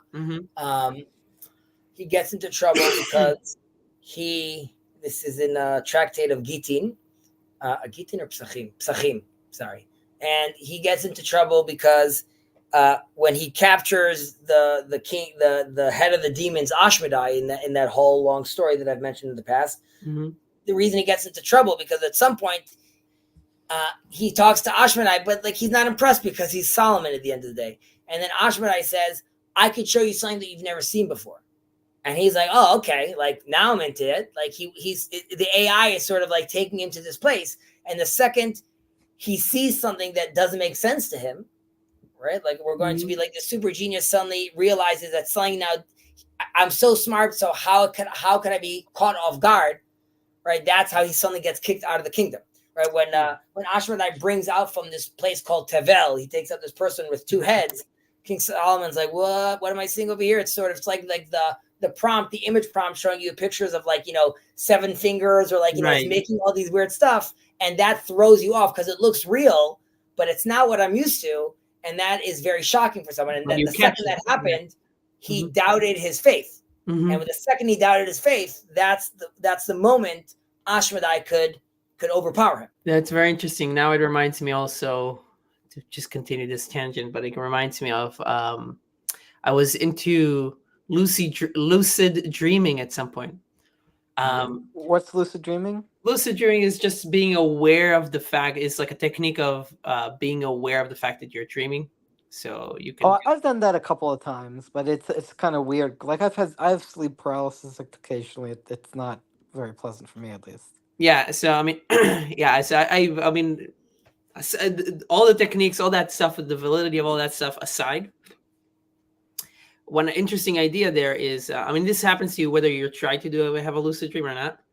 But sometimes, so they talk about how can you tell that a dream is a dream, is that sometimes that you can spot those things that don't make any sense. So like in a dream, like if you look at your clock, if you look at your watch, sorry, like you won't be able to see like specific numbers. Like it will start, like it's too detailed for the unconscious to do. So this you isn't see fuzzy stuff or like the images, and then you can tell, oh, I'm in a dream. Right? This is an Inception, Ben. This is also an Inception. Okay, so this is like a. He has a little. He has the little dreidel that he spins, and if it doesn't stop spinning, that doesn't make sense. Exactly. So there's like these tells, because the dream or the unconscious, whatever, right? Doesn't know what the limit. It doesn't know what it doesn't know. It was like, oh, let me just like, okay, you're looking at the watch. I'll just like I can't really do it well, so I'll just do whatever. Right, but you suddenly can spin into consciousness and realize, no, this is not real. Like something's here, something's off. So, I'm out of curiosity, Ben. You reference Hasidic works a lot. Are you a Hasid yourself? I am influenced by Hasidic thought. We all are. So is Jung. But would you consider yourself like a member of any specific dynasty, like Chabad, or? I'm not a member of any Hasidic dynasty. I mean, my dynasty is more Sephardic than anything, but not Hasidic. But I mean, I've been exposed to Judaism through Chabad, or to education, Jewish education through Chabad. So that's why I reference those stuff, and I just like those things. Yeah. So you're not necessarily a Chabad Hesed, but we're all influenced by the writings of Correct. As the Baal Shem Tov, as the angel told about Baal Shem Tov, that the redemption will come when your Torah is spread all over. So the fact that we are talking on the internet right now with a Noahide and a Sephardi and an Ashkenazi and in different places of the world, these are all talking about the Baal Shem Tov's teachings, even mentioning Jung talking about his teaching. This is just showing how these teachings are spreading, and slowly but surely in our time, please, we will be there to see the redemption and partake and be part of the redemption as well. I think I have to go real quick to finish something, but I'm probably going to be back in a little bit. Do you know how much longer you guys are going to be going for? I would say we're probably going to be done in 10 minutes or so. Okay. Maybe I don't know. Maybe I'll hang on a few minutes longer, but so. Yeah, maybe stay on for 15 minutes, and I might be able to come at 10. Right, I'll see. You got it. I like it that, in his mind, because he's still 16, he's like, yeah, with time, we're just living, we're just doing. Mm-hmm. All right. Where were we? We were in Havazikna, Vaseva, Vehabanim. Sageousness, old age, and children. Right? These are the last. Vachma Vazikna, Vazikna, Vaseva, Vehabanim. Right? So these were our last three actually, but two of them are sort of repetitive. And we mentioned this. We're going to sort of reiterate what we were talking about when we mentioned the blessings, because the blessings were more like the verses were more focused on these attributes. Well, it was focused on a few of them, but it definitely referenced the children and the parents. And really, this is obviously a long life, an old age. It could bring you a lot of blessings, and it could also bring you a lot of respect if, like we've said many times, if used properly, if used wisely, if oriented properly. And if they use their time, the righteous people, the tzaddikim, if they're using their time to teach and pass on their values, right, they're really ensuring their legacy in this sense, right, and of Torah and their good deeds. And as we mentioned before, we see this world as like a vestibule, right, or like the foyer, right, to the world to come. So a father also he sets positive examples of Torah and faith principles and how to cultivate a proper reverence or an awe for God. He does that for his children, and then his children carry on these values, right? In this case, in this analogy, his children are the world to come, right?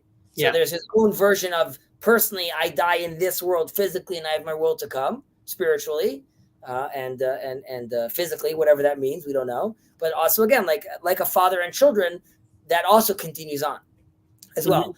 And that is, and then those children are really, ideally, are going to be manifesting those good deeds and illuminating the world with those good deeds, and they're all sort of keeping their father's name alive, right? So then he is also, in memory, in this sense, also alive. Again, there's a whole other aspect of this which is true, has to do with the world to come, but even on an analogy level of when we say Arichut Yamim, there's a sense of raising good children that continue your lineage and your ideas, that also keeps you alive. And of course, the negative of this is if one does a very bad job teaching their children, and we know that hurt people, and poor upbringings obviously result in even worse behavior in the next generation, and getting out of that cycle is extremely, extremely difficult, right? So again, there's a spiritual sense to this, and there's just like a practical sense to this, which we can see happening, manifesting in the world around us, in educational systems around us,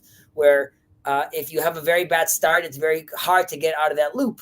And that's why it's very important when you do have the tools at your disposal to be a good example, to teach your kids, please God, in your family as well, Ben, to you and your wife to be examples of that. You are ensuring for yourself spiritually, of course, as God promises us, a close relationship and hopefully a seat by his throne in the world to come, but also very much allowing our kids to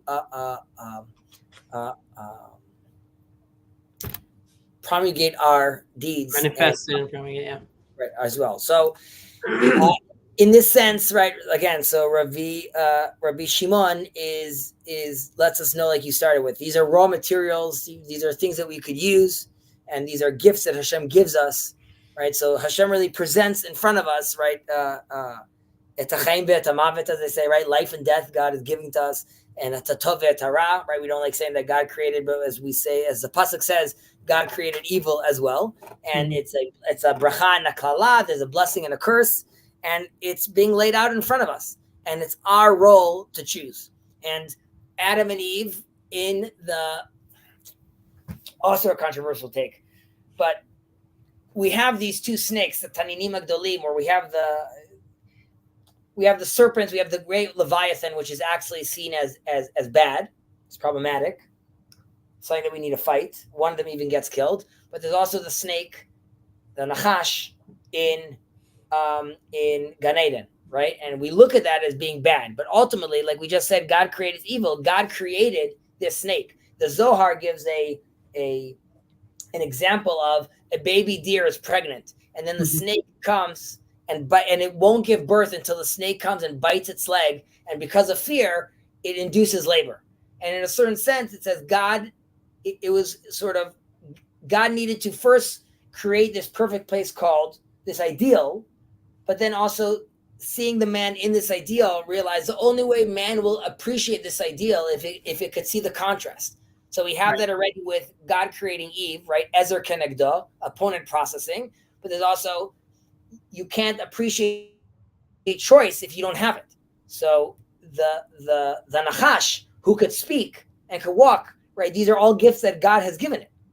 And Lenachesh also is not necessarily a snake. Lenachesh is to divine, right? Mm-hmm. We look at it today in modern Hebrew to guess, but really means to divine in a certain way. And that's why you can't, in the Gemara tells you not to, the Talmud tells you not to, you can't do nichush, right? You can't be playing those kind of games like with those, using the powers of the sis, so to speak. However, there's a sense where the Nachash is allowing us to look past things and see the good and evil, and try to divine and understand how we want to manifest our life. So these are options that we have. Yeah. And I would, I guess, end saying that these decisions are up for us. We are the ones that make the choices, and we need to choose wisely. True. All these attributes are. Any comments? Some of those are at our feet. Comments. I mean, these are all good things from the book. I mean, I know. In general, I'm working towards it. So two things that were interesting here. Interesting commentaries on old age and on children. So this is from the Rebbe talking about, and the fact that I'm also mentioning a lot of Hasidic stuff, especially in relation to Pirkei Avot, is because I have a book from Chabad that accumulates this commentary. So obviously there's more Hasidic stuff. But anyway, when it says old age and ripe old age, the Rebbe says old age refers to maturity gained through study, and ripe old age, or seva, I guess, refers to the quality of equanimity and composure. And I wonder like how that relates to the story of, still don't remember his name, but the 18-year-old that became the head of Sanhedrin. You mean the 17-year-old? Yeah, 17. Mm-hmm. Yeah. Right. So, what about him? Well, I mean, he becomes old. His hair becomes gray. Rav Eliezer hair becomes gray. Right. Yeah. So, I mean, I don't know if that would kind of like we can say that is more zikna or seva. Is that old age through study, or ripe old age through like something equanimity and composure? Maybe both, I guess. But well, that's an example where like he wants to look a certain way to gain their respect, right? Like because we're saying it. people want to see someone at that level. It's associated with, you must have gone through this whole life experience, and then you're manifesting Hashem's image in that way. So the gift he got was, he was fortunate to reach those levels already at 17. But for it to show the honor properly, right? Like it could be actually disheartening for some people to see a 17-year-old like that. Like I was never like that, and like how I ever got there. If I see an old man, maybe I can still aspire to that in a certain sense. Like I'm still young in my ways, and he'll teach me how to straighten my ways. So he asked to be looked at a certain way so he could fit the profile, so to speak. Makes sense. Yeah. And then the final thing was about children, abanim, that saying that it can also refer to the quality of being able to attract students, because the students, just like the children, can also perpetuate the legacy of the rabbis, the teachers. So we can also look at that in that way. Very nice. Did we speak about this? Did you already do Perek Chelek or Shmona Prakim? I did. I just walked through it with Jacob once. But like through, I think, some tangent and some stream. I was thinking maybe if that's what you'd want to do after, or if you're thinking Kuzari. I could do. I'm open to whether it's Perek Chelek or the Kuzari. Like both would be good. I don't have like a specific. Perek Chelek could be fun. It's like there's a lot of fun stuff going on over there. That might be good. Okay. I think we did. Sorry, I think when you say Perek Chelek, you don't mean the Rambam's commentary on Perek Chelek, or do you mean that? I do mean that. Okay. So that's what we went through. Yeah. So that could be fun. Kuzari I read once, but not. That's all. I mean, there's tons over there as well. Yeah, I did not go through it, like really learned it, I would say. Maybe we'll do both. Maybe we can do both. Yeah, I didn't have any. The only things that I was thinking that I was interested in, that I think I mentioned, but I'm not sure yet, even if they're like good recommendations. I mean, yeah, something that I would really want to get into at some point in my life is En Yaakov, or just like the Midrash, or going through that. Talmudic Midrash. En Yaakov is awesome. Sefer HaChinuch, I don't know how. Maybe it's too hard. Maybe it's too dry. I don't know if I'm adapting. I find it like a little dry, personally. So that's like us. En Yaakov is also a lot of fun. The reason I look at Perek Chelek is interesting, just because like there's a lot over there, which is, again, it's sort of a response back also to sort of the world philosophies at the time that are going on. So you could really see like a live conversation of like, the Rambam's interpretation while wrestling with sort of what's happening out there in the world. And again, you could see some of this also in Pirkei Avot. That's why to me it's always sort of interesting looking at those. There's and it's shorter. So like if we decide to do that, we can do that, and then like it should be for sure, correct. I also sang, I don't know if this is be as interesting to you. This is actually something that I offered to the Noahides, was if they want to do like a deeper dive on Shema, Shema V'Berchotea and Shemona Esrei. I don't know if you're interested in doing that. Yeah, I'm actually very interested to do prayer as well, to dive into that. So maybe I'll double up and do like maybe we'll just do a class on that. It could still be like our thing, but they could be invited to just tag along onto that. Nire. Got plans? Yeah. I mean, I'm excited. I would say like Perek Chelek is less shagur b'pi right now. I need to sit down and think a little. On the prayer, I'm like probably look a little more smooth on that right now. But if that's what we want to do, the Perek Chelek, that's fine. I need like give myself like a few days to just go over it again. But But it's fun. I mean, that's why I love doing Pirkei Avot. Like I told you, like when we started this, it's been like years and years and years since like I went through like all Pirkei Avot like proper, and like it was fun. It's funny. I was listening with my brother to one of these once. I showed it to him, and I was like listening to myself because I don't like love looking at these. I always sound like I look funny. I'm touching my face too much. I'm like, oh, I'm talking nonsense. But I was looking. I was saying like, we're like, I guess like the rabbis did a good job. I guess like in school or something. Like I'm always like, I'm like, oh wow, you know what? I remember that. I forgot about that. So yeah. It's always fun.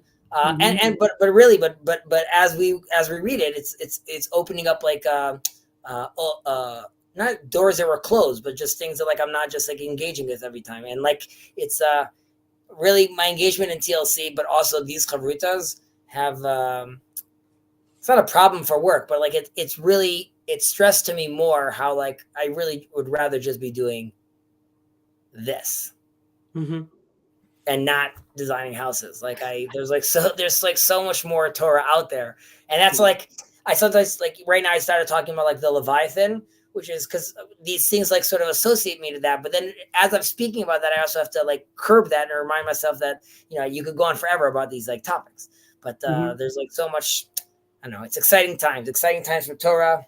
And and it's also, it is inspiring when I also get to see you engage with this, because in a certain sense, it's beautiful and it's infectious to see you enjoy learning this, coming at this like again, let's say from a more, it's like more new to you, and that's why it's beautiful to see you understand it, to see it make sense to you, to see how quickly you could connect it to other things, which is just inspiring because it reminds you that how this ancient Torah is still so valid, and you know, you sort of forget about it. It becomes like the bracha that you say. Like I reminded my son this morning, I'm like, you forgot to say Asher Yatzar, and I'm like, I want him to be excited about saying it. So this, you've allowed me to be excited about this again. So thank you. Yeah, I mean, you're welcome, and I'm happy to be able to do anything like that. But for sure, for me, it's an oneg. It's a pleasure to do this and to learn all those things and to just spend time on it. And I can definitely. It's a real struggle, but it's the good kind of struggle of figuring out how you can. I mean, especially now for me, like now that I have to work more. Today is I can spend more time here, right. But so being able still to give time to this is you know is hard. It's like a struggle, but it's a good kind of struggle, and then it puts other things in perspective too. And just like you need to constrain wisdom or rationality or whatever, right? It helps you constrain the things that can just you know, you can design houses like 24/7, right? I mean, like you can just like you can get more clients, and you can be more stressful, and you can pick up the phone at 9 p.m. or at 11 p.m. And I'm just giving you as an example, but this is true for me as well, right? I can just work more. But that's not. It really is true in terms of Torah being it's chaim, or like a tree of life. I was just talking to my brother as well, and like I have a chevuta with somebody from Israel, from a friend in Israel. We actually call it chevutach. Wait, am I not the friend in Israel? You're not the only one. Yeah. Okay. Chavruta, like Chavruta and my brother. Yeah, because his brother is there. Like I have a friend, and his brother joined us. Oh, nice. And maybe my brother will join us. We'll see. What are you guys learning? Mesilat Yesharim. Okay. Yeah. I mean, take it seriously, but also take it with a grain of salt. Yeah, I mean, for sure. I mean, it's definitely it's intense. It's intense, but his brother knows it more. He's read it multiple times, so he's there also, kind of like to help us navigate. But anyway, I was talking to my brother. What I wanted to say is that I was talking to my brother, and there's a lot of things that are happening in life, and I asked him when are you relaxing? Like, what's a thing that you do just for like, it's not work where you can just like, you try to improve your, like you're really like trying, or it's not like and he was talking about like, yeah, I exercise, or like I can just chill. He has children too, so maybe he's gonna chill for like 30 minutes on just playing video games, which is also, it's valid. But when you do a chivuta with somebody, or at least the way that I've, like with the chivuta on Friday that I do with my friend, because it's talking about you're talking about Torah, and it's like about everything in the world, right? It helps you anchor everything in your week, in your life. So it helps you really. It becomes an anchor point. It becomes something that it forces a value hierarchy, or it forces you to sort of reassess your values, because it's talking about the most real. And then once you do that, like once we're even reading something like this, right now we spoke about beauty, wealth, power, honor. Those are things that basically every human is trying to get right now in the world, right? Like, I want more eyes on me and money and things. So like that kind of conversation, even if you're not thinking about like, how am I going to apply this for my day right now? Right. Even though that's what we're discussing, you can be like, okay, but how is Ben doing this tomorrow in the store? Nevertheless, in no way this like a horn tooting, but it's a sense of like, it doesn't get more real with this with regards to the conversation that one has about life. And that's why it's sometimes it's also very disheartening, right? Like when you could get off of this and you could go online and you could be like the 47th season of like selling real estate, but this time in like Guantanamo Bay, and like so like it's just the world talks about nonsense. Right, and especially because the way this is done is through these conversations that you get to know people. Like you really have a conversation. It's more like, I mean, obviously you can play with people, like you can play a sport with people and you still interact with them, but this is a whole different interaction. And in some way, in some way, it's still relaxing. Like even though you're talking about all these things that might sound like, whoa, this sounds like overwhelming. Like you're talking about all this. It's still something that allows you to. It's more something that you can like really take in and relax with. So there's a term in Hebrew, I'm sure you've heard it, called chofer. Chofer, yeah. Chofer, you're digging. Mm-hmm. What does it mean, you're digging? So like, I have a cousin. I joke around with her, but like, I'll see her. She'll be like, "Hi, Chezi." I'm like, she's like, "Hey, how are you doing?" I'm like, "Oh, good. I had a good day." She's like, "You're at the chofer." Like, I like anything I say is like already too much. But like, definitely, if once I start talking about like any topic like this, she basically zones out. Yeah. But the sense is that even the concept of digging, which is for many people, that exerts energy. Also for the listener, being like, "Dude, I'm here at a barbecue right now. I can't talk to you about like the spheres and how like, how that relates to Kundalini yoga. Like, what are you talking about?"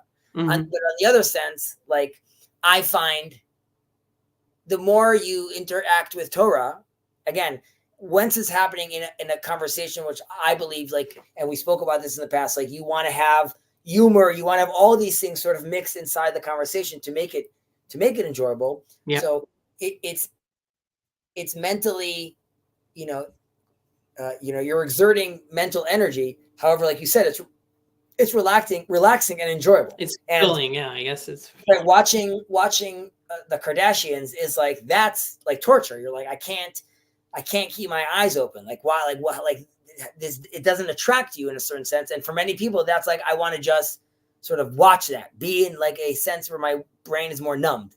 Right. Yeah. I mean, it's that feeling of like, you might be attracted to it, but then people say what they say about other things. Like, what was I doing for those 2 hours? You're like, exactly. You're completely like, it's completely blank. So it's a completely different kind of feeling. I hear you. Cool. Let's set it, dude. You're out. I am out. Thank you very much. Kirk, you came at the right time. Ben, I'll catch you later. Awesome. Shalom. Thank you, everybody. Yeah. Hey, Kirk. Yeah, just like maybe schmooze for like maybe 5-10 minutes. We can do like 5 minutes. So um in I don't I like talking about Israel. I really do, but I don't want Jacob to get mad at us for making this a Zionism channel. So Jacob allows, as long as we qualify that it's Jacob's channel, and he opposes Zionism. And I'm trying to, as much as possible, change his language with regards to that, being like, you oppose Zionism in its current iteration, because right now it's the way the Rav Kook talks about it. You're seeing it's brazenness, it's chutzpah, as they say, but the mission of our people is to identify the divine spark within the chutzpah, within the brazenness, within the other side, within the klipa, the shell, and through that we can emerge anew. So hopefully, all the tribulations you're seeing in Israel right now will lead, like the phoenix, to the downfall of its current version and to the rising of a fiery, more glorious version as well. I mean, there are many. Just my opinion, and again, this is Jacob's channel. He opposes Zionism. My opinion, one of the major flaws of the pro-Palestinian movement, and there are many issues with it, but like one thing is they can't see, recognize, and give due to what's good. So like it's one thing to criticize Israel. Nobody, very few people, actually nobody, is saying you can't criticize Israel effectively. The problem is like there's no ethical equivalence between how Israel operates and how any other Arab or Muslim country operates. Like Jacob grew up in the Iranian Revolution, and because he's Jewish, not Muslim, he's effectively expelled. Whereas like in Israel, the Arabs, although you can say there's some aspects which are discriminatory, essentially have equal rights. And so like I understand it's important to discuss these issues, but like I really wish one side of the debate wouldn't be so obtuse. But that's wishful thinking, I guess, because but like I've said, this is not it's not a bug, it's a feature. And Do you, like I'm saying, you're aware of Douglas Murray, right? yeah, I know Right. Douglas Murray. I like him. I mean, I just, to my understanding, he's not religious, so I have some disagreements about that. But other than that, his a lot of his commentary on social justice and wokeness, I appreciate. So that I would say that, like it's called the birur, the clarification, Yeah, the like sifting. well, there's the Mishnah Berurah, but I haven't heard No, the. that birur means it's clear, but also by clear means it's barur. It's been sifted, and all you could see now is like the value, what's left. Like I'm seeing the most pure diamonds. So in a certain sense, we're Oh, at a like from time the right root now. word borer, because like I know there's a Melahav Borer, word. borer. But brura also comes from borer. Yeah, and So so Mishnah Berurah means like the clear redaction or something like that.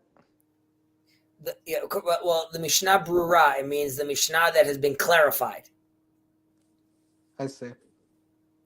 And like you're not allowed to do borer on Shabbat, right? Like I'm saying, I have like there's good apples and the bad apples, or if I'm eating a salad, I'm specifically removing the corn from the salad on Shabbat. You're not allowed to do that. You're not allowed to start differentiating on Shabbat. However, we're at a time period right now where the differentiating is happening. We're seeing it happen like live in front of us when like something. That's why something like when you see the presidents of these Ivy League universities speaking and not managing to condemn that, that to me is in a certain sense like it's prophetic, because it is showing you that there will be a time where you need to pick a side at some point. You need to say where your values are, and if you can't do that, then you're showing your colors. You're showing that you've been corrupted by a system, and you no longer look at the world properly. And there are other people that are not Jews, right, and don't live over here yet, right, put their career and name on the line. Like I'm giving an example of Douglas Murray, to be like, I'm sorry, like it doesn't make sense to me, and that's why I'm going to be here and I'm going to defend Judaism. And when he comes and says that, so consider me a Jew. So that is a huge statement. And there's been statements like that before. And there's obviously there's Rav Kook has even called a very prominent, I think John Paul, the Pope, one of the greatest righteous Gentiles of his generation. Hasidei Olam or something like that, because Correct. he saved Jews from the Holocaust. he saved Jews for the Holocaust. Also, the recognition of the things he said then later on, like, that the veil has been removed from our eyes. We see now that, like, what was wrong. So these are all. I wish we wouldn't have to. We wouldn't have to experience the Messianic period like this. However, there's a book called Kol HaTor by the Vilna Gaon, and he has like he identifies 4 stages of redemption through Messiah, son of Joseph, till Messiah, son of David comes. And this is brought up in Jeremiah Lamed Aleph 31. And the language over there, then the name of Messiah is Ephraim, right? He's also the son of Joseph, so he's known as Ephraim. But that might not be his literal name.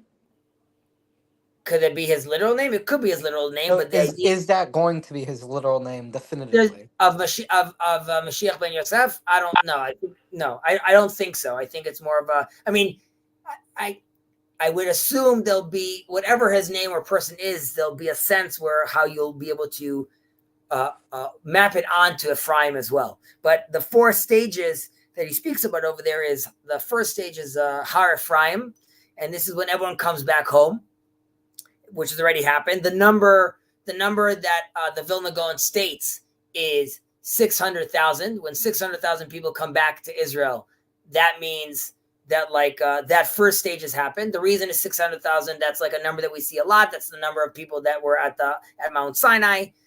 What's interesting is that in 1948 there were 630,000 Jews living in Israel. Right, so it's so crazy that that's the number that some people said that in the manuscript of Kol HaTor, it must have been doctored because how did the Vilna Gaon know that it was going to be 600,000? On the other hand, it could also be that's exactly what it's supposed to be. It's prophetic and it's beautiful and these things are manifesting to be true. So that's coming back home. There's stage 2, which is called Ephraim mitnoded. Ephraim is wandering and he's going around the land and he's trying to find his place. So that's sort of the place we are now. We're in this place where there's this wandering and Israel, what some people identify, let's say the Zionistic movement or as a Mashiach ben Yosef mode is still in its wandering stage, right? It still hasn't got its footing. And that's the tension we're seeing in Israel right now. The tensions even with regards to democratic and Jewish, those are the Ephraim wandering around. That's stage 2. Stage 3 is from the verse of Haben Yakir li Ephraim, right? That God once he gets to interact with Ephraim, with the people of Israel, he his heart warms to them. He loves playing with them. He loves his son. So this is really when Mashiach ben Yosef finally is identified, when we could recognize him. And also, with much love to our Christian brothers, when Messiah comes, everyone will know. There will be no doubt. And that's why the Jesus claim is problematic for many different reasons. But for one of them, because he's not seen as Messiah by all. Yeah, well, the idea is the Messiah will enact in the generation, but Christians believe in a second coming, which is not found in the Tanakh to us. Right. Now, again, there's a whole, the Christians will come and say that they'll also go to the verse of Ephraim, where the first verse of the Bible where you could allude to the Josephite Messiah is with Ephraim. But when Yaakov crosses his hands, they'll come and be like, okay, you see, that's the cross when he's crossing his hands. In Jewish tradition, we'll be like, no, that's not the cross. From a Kabbalistic tradition, the cross is he's getting his power from the left hand. And again, I was saying, how he has to manifest through the Sitra Achra because he needs to be protected. So there's different interpretations, and obviously we believe our interpretations are part of our lineage and part of the rabbinical and Pharisaic tradition. Torah Shabbat Pei. Right, exactly. That's oral Torah. Exactly. And the last stage is stage number 4 is the war, the Milchemet Gog uMagog. and there Mashiach ben Yosef has to fight with Aramilius, which some people identify as Romulus, but like it's the concept of Rome, but like the idea, the archetype of Rome, and they're going to have we're going to have that fight, and there's a sense where there is an interpretation that Mashiach ben Yosef dies, and that has to some notes. There's hints to that in Zechariah, where we talk about this mysterious funeral. However, later on, some people interpreted that he doesn't have to die, as our sages tell us that the bad prophecies don't have to happen, right? Those are potential options, unlike the Greek gods and the faith that would say, like, you can change your faith. In Judaism, that's not the answer. The answer is like, this is an option if you don't do 1, 2, 3. You can manifest destiny. You can change reality if you act properly. So those are the 4 stages, and one could go on and on about that. But you do believe that the current situation geopolitically and the protests surrounding it are echoes of it? I think they're echoes of stage number 2. Yeah. And that's why when Jacob says, like, Zionism is like not it, I don't say Zionism is it. I say Zionism is stage 2 of us wandering, and it's a catalysm, or it's a catalyst for that. Catalyst. Yeah. It's a step, but it's not the final step. Or do I have that wrong? It's like on a journey you can it's one of many paths, but it's not like the only path for the messianic, is what you're saying? Of course, it's not the only path. Like, we know that different prophets had the same prophecy, but in different versions. And like, we could reach the same point, but there's different routes how to reach that point. Yeah, and Zionism, in my opinion, is probably one of those routes. But one of the things in general about like TLC in this little corner is like the conversations we're having about like Messiah, about like metaphysical substructures of the universe, about metamodernity, like I was saying previously, it just feels so qualitatively different from every other element of the online, I guess you could say, political sphere. Just the conversations are just on a totally different level, if that makes sense. Mm-hmm. And like, do you believe that there is voices, these types of conversations, the qualitative substance of these conversations are going to in a sense become the future of the online political or discussion sphere? Or do you believe that like a lot of the nonsense, the drama, that's just gonna be a part of the broader internet community? I hope that's not a leading question. Can you repeat that again? Maybe it's like the types of conversations that take place on TLC, as in the substance of them, like about the nature of God, the nature of metaphysics, about philosophy and theology, like elevated conversations. Do you believe those types of conversations are going to be the future of the online political community, or do you believe that drama and like lowly worldly nonsense, which seems currently be where it's at, will continue? I hope that.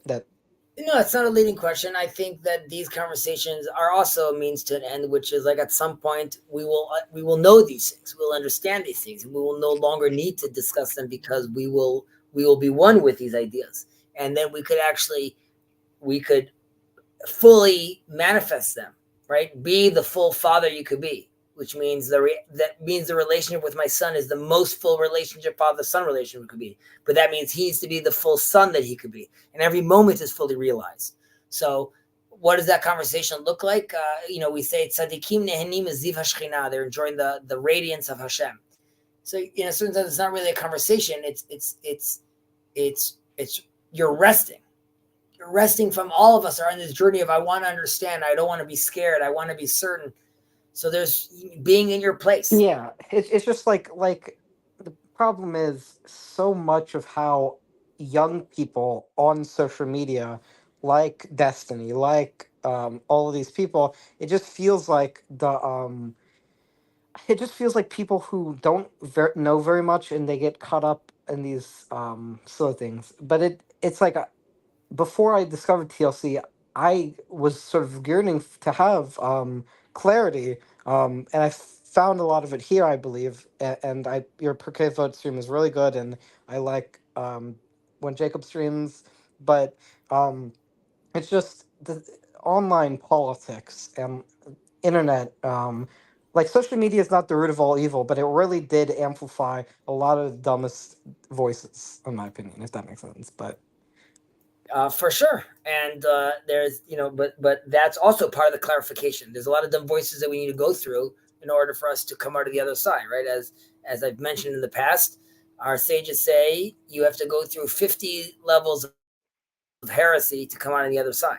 So a lot of this conference, like I think you gave an example of Destiny. I think Destiny, we're getting to see an evolving Destiny right now. But if Destiny were on the stream, he would have no clue what Pirkei Avot or Noahide or any of this. No, and he would also say he doesn't care. I understand that, but as he realizes, exactly, he doesn't care.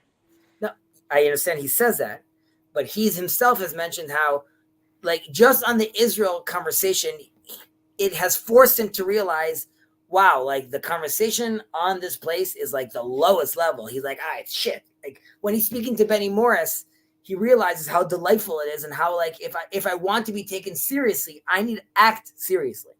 And that is, and maybe I'm wrong about this, but I think you're seeing a shift over there which once someone wants to be invited to have someone wants to be part of a more serious conversation, it also demands, I'll take a step back, Kirk, you're 16, right? Yeah. Right. So like, that you're unique in that sense, which is that you're not that kid that's doing that, right? You're the kid that's here instead. So yeah, but there are not that many kids like me. Not yet. Not yet. These things will happen. We just spoke about this right now about like what parents do and how they manifest and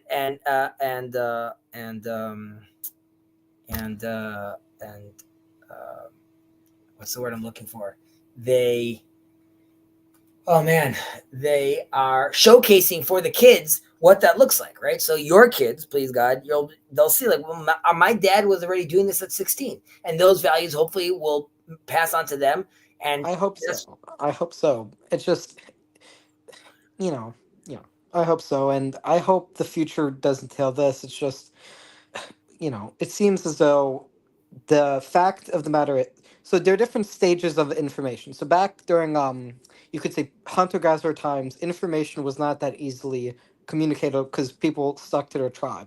Then you had agricultural society where that's a level above that because now information can be communicated. Then you have like it, sort of pre-industrial but city states, and then you have above that the industrial revolution, and now internet age, and you have all these different levels, and communication has become more easily accessible. Now I can talk as a guy from New Orleans to an Orthodox Jew in Jerusalem. I believe you're in Jerusalem, right? Mm-hmm. And that has the positive benefit of being able to educate people, but it also has the negative benefit that when information is so easily accessible and you have a lot of people who can't discern what is valuable information and what is invaluable information, they can't do that border, they can't do that differentiation, and they sort of absorb a lot of distractions, they absorb a lot of, I guess you could say, slop. And I hope I guess you could say, prayer to end this stream is that people's hearts tend towards trying to find the meaningful elements, but and maybe you're right about Destiny, I don't know, but I just don't I just want to be realistic. I don't want to pretend as though something's going to happen that it's not. I hear you. Don't worry yourself so. I mean, obviously these are okay things to be worried about because they matter, but it's also l'chol zman va'et, as they say. It's also okay to be a kid and enjoy being a kid. It's perfectly okay to be into drama. It's just the starting point of a conversation is not necessarily, doesn't have to be serious. There's nothing wrong with talking about mundane elements, but there is a problem when something like politics, something like the main philosophical minded YouTubers are all skeptic atheists. This is well, not necessarily broader philosophical, but yeah, these are supposed to be the important discussions, but even they are not starting from a place of clarity or Who's them? property. Um, like well, not Alex O'Connor, but I would say most of the online atheists, Yeah, other than Alex O'Connor and a couple of others, yeah. I think are like this. They don't, a lot of them tend towards skepticism and nihilism. I like the Sneeko, the Andrew Tate sphere. A lot of the red pill community is like this. I know. I think I know. I heard that name. Okay. A lot of the far left online, and even some on the right. Well, not I don't believe it's as much of a problem on the right as it is on the left, but all of these different communities are just, oh, did you hear this guy with 3,000 views on Twitter said this about women and child support? Okay, this is not the same conversation that Hezi has when he's talking about this meta modernity and how we interpret stories. It's just a fundamentally, qualitatively different starting point in the presuppositions of why you should even have a conversation to begin with, if that makes sense. And yeah, but you're again the data points around you are showing you that they're like the whole movement towards Christianity right now that you see, the rise of Jordan Peterson. So these are things that take time, and as it is, it's some could say it's going extremely fast. All things today in our days are has been exacerbated, but Jordan Peterson, it's I do already been. think like Yeah, Ayan Hersili, Konstantin Kisin, there are do you watch Trigonometry at all? sometimes not like Yeah, here and like I there. would say I mean, it's not quite as elevated, but I would say a lot of conversations there are examples of elevated conversations. Just at least in the broader punditry sphere, especially in mainstream media, it just seems as though they haven't caught up yet. Shwaya, slowly. Uh, oh, I see. Mark was here, but she built her platform by talking about her behind. Oh, I think that was Oh, the Kim earlier. Kardashian. I got you. Okay. Shorthand meaning mapping attributes, character, state status, hypostatus. Yeah, you want to manifest and be that thing. Dan Smith. Thank you for your class today. If you have time, can you elaborate a little about King Solomon and idolatry? If if he was considered a sinner, and if so, did he return back before his passing? Oh, did he repent? And then Dan Smith, did the idolatry affect his legacy and future offspring?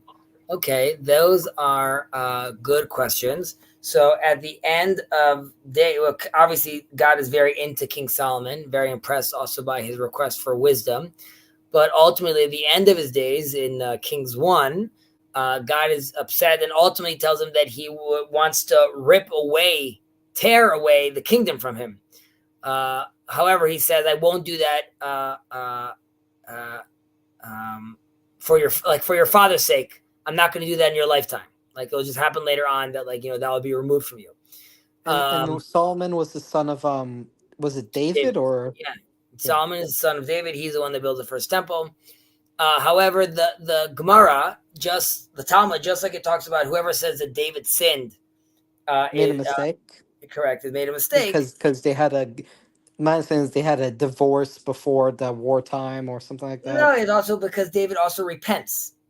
David goes to Nathan and says, "I'm sorry," and Nathan's like, "Great, that's what God wants. Like you can repent for sins. Sins are not forever, unlike some Christian narratives." Now, in the Talmud, I'm not remembering who says this, but I don't. Shimon, no, maybe Shmuel. He talks about how anyone that also says that Solomon sinned is also making a mistake, and there's a few examples he gives, and then it basically the Talmud's telling you that his wives wanted to, sway his heart, but he didn't sway. And he wanted to build this idol for Moab, but he didn't end up doing it. And then his wives worshipped idol worship, and that is attributed to Solomon, though, at the end, because he didn't make a fuss out of it. He should have told his wife, like, no, it's not accepted. And I explained that why I think like he was doing so, because he's didn't necessarily see it as problematic due to his vast wisdom. But so did he sin? So we don't see about a repentance necessarily like David, but we still have to show a tremendous amount of reverence for him. So there is an error over here, and he does get called out for it, but it's not, I would say it's not like full out sin, because within the things that he's being lambasted for, 1 out of the 3 he's sort of associated with. So it's sort of, let's say, a lower level transgression. But again, God is very particular with people at that level, right? The higher, like the more power, the more responsibility. With great power comes great responsibility. Exactly. So that's with regards to Dan's question. I wonder how old Matan Evan is. I don't know. Is that someone on TLC? Who's Matan Evan? Oh, I think I do know who that is. Is that the boy that talks like this? Is he Israeli? Yeah. Okay. I see who it is. Yes, it's the boy who talks like this. Some Israeli. He's Israeli. He has like weird hair. I think I've seen him like a few times online. I don't know what his channel is or what he sells. I have no idea how old he is. If I had to guess, I would say he's like I don't know, 18, 16, something like that. Okay. Mark, may I ask, where is Kirk finding his faith? Mark, that's Kirk. That's for you. Noahide, Christian, Jews, something else. He is. What do you say? Yeah, I'm a Noahide. I found Noahidism through research into different religions, and I believe Jews are correct about the fact that the Messiah has not come, and I believe I should observe the 7 Noahide laws. And I attribute a lot of the wisdom that I still don't have, but what I have, I did gain a lot of it from TLC and from Chezi and from Jacob, who have instructed me in a lot of Torah teachings. That's very kind of you. Tell me something though for a second, if you feel comfortable answering this. You grew up what? I grew up, my mom is an Orthodox Christian and my father is a Catholic. However, both of them are not practicing. I got you. So at some point when you reached a place where you started questioning and having like faith questions, you went on a journey looking at things. Do you feel comfortable elaborating a little like what that journey looked like for you? Like what were you looking at? So originally I grew up Christian. Then I became, for a little bit, I actually was an atheist. And then afterwards, I figured I did believe in God for various reasons. And I can go through different reasons, but we'd be here all day. Then I was looking into the Bible, and then I saw different arguments. So you have William Lane Craig on the Christian side, and I also saw Rabbi Tovia Singer. And from watching Rabbi Tovia Singer, I really felt, Judaism is true because of, and from there, I a couple years later, I found this little corner. Thank you for sharing those thoughts with us. Mark, there is no right answer. I'm here because Kirk sounds like a remarkable 16-year-old boy. Yes, he definitely does. Thank you for your elaboration. Thank you. A thoughtful answer. All right. Kirk. So I'll see you guys next week. And I think we're going to go back to Monday, though. Assuming, I don't know. Hopefully, I'll be. Well, it's my understanding this week it was a little bit delayed because they have something with the CRC, which is Council of Reformed Teachers. No. The Senate and that conversation is like, I love the TLC. No Senate is going to get in the way of us teaching Torah. That's for sure. On schedule. I personally I was moving houses on Monday, so I just couldn't do the class. And that's how we So I'll see you guys next Monday. Um, Yeah. do you know how? When did you say you'll be able to get back to the no hide streams on Tuesday? So I was actually talking about this with Ben right now. I wrote on the no hide thing asking if people want to do like instead of going through the the prayer book, which is most of it is really just prayer. So like we could start reciting the prayer together and talk about it. But I was thinking of doing a deeper dive on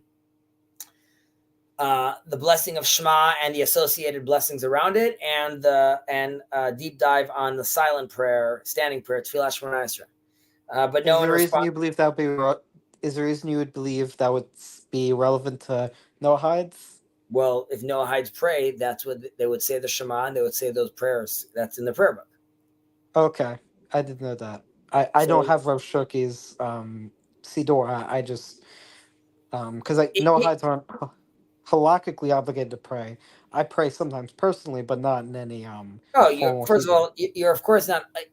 First of all, that's not true that you're not. There's not obligated to prayer, but there's a sense of like the way to speak to God is through prayer, and then the attitude is that using the tradition and sequences of the sages. So Rabbi Shirky, created and made and put together a prayer book for no hides. So there are some differences. There's some things that are less relevant, but there are things that we could join and do together. So like when you could proclaim the Shema, and so can I, and that is prophetic. The silent prayer. It deals with unity of God, which is definitely relevant. It's from the Bible, and it's like that's coming top down, and that's so the Shema is the top down prophecy language. That's a sequence that we know that God, the author of the Torah, through Moses, is telling us this sequence, right? So we got to take that very seriously. And then there's the deep meaning of what that sequence is. Yeah. Then there's the bottom up. We have the conversation of the silent prayer, which the last of the prophets put together. So there too, we have still some remnants of prophetic sequence. So those two prayers are super essential because those are like the last of the official lines that we still have to God. Obviously, there are other prayers that our sages that added and brought on, but those specific ones have the prophetic touch to them. So that's why both Noahide and Jew alike participate in those prayers for God. So now, when I was also talking to Ben about what he wants to do next after Pirkei Avot, I mentioned we could do the book of Kuzar.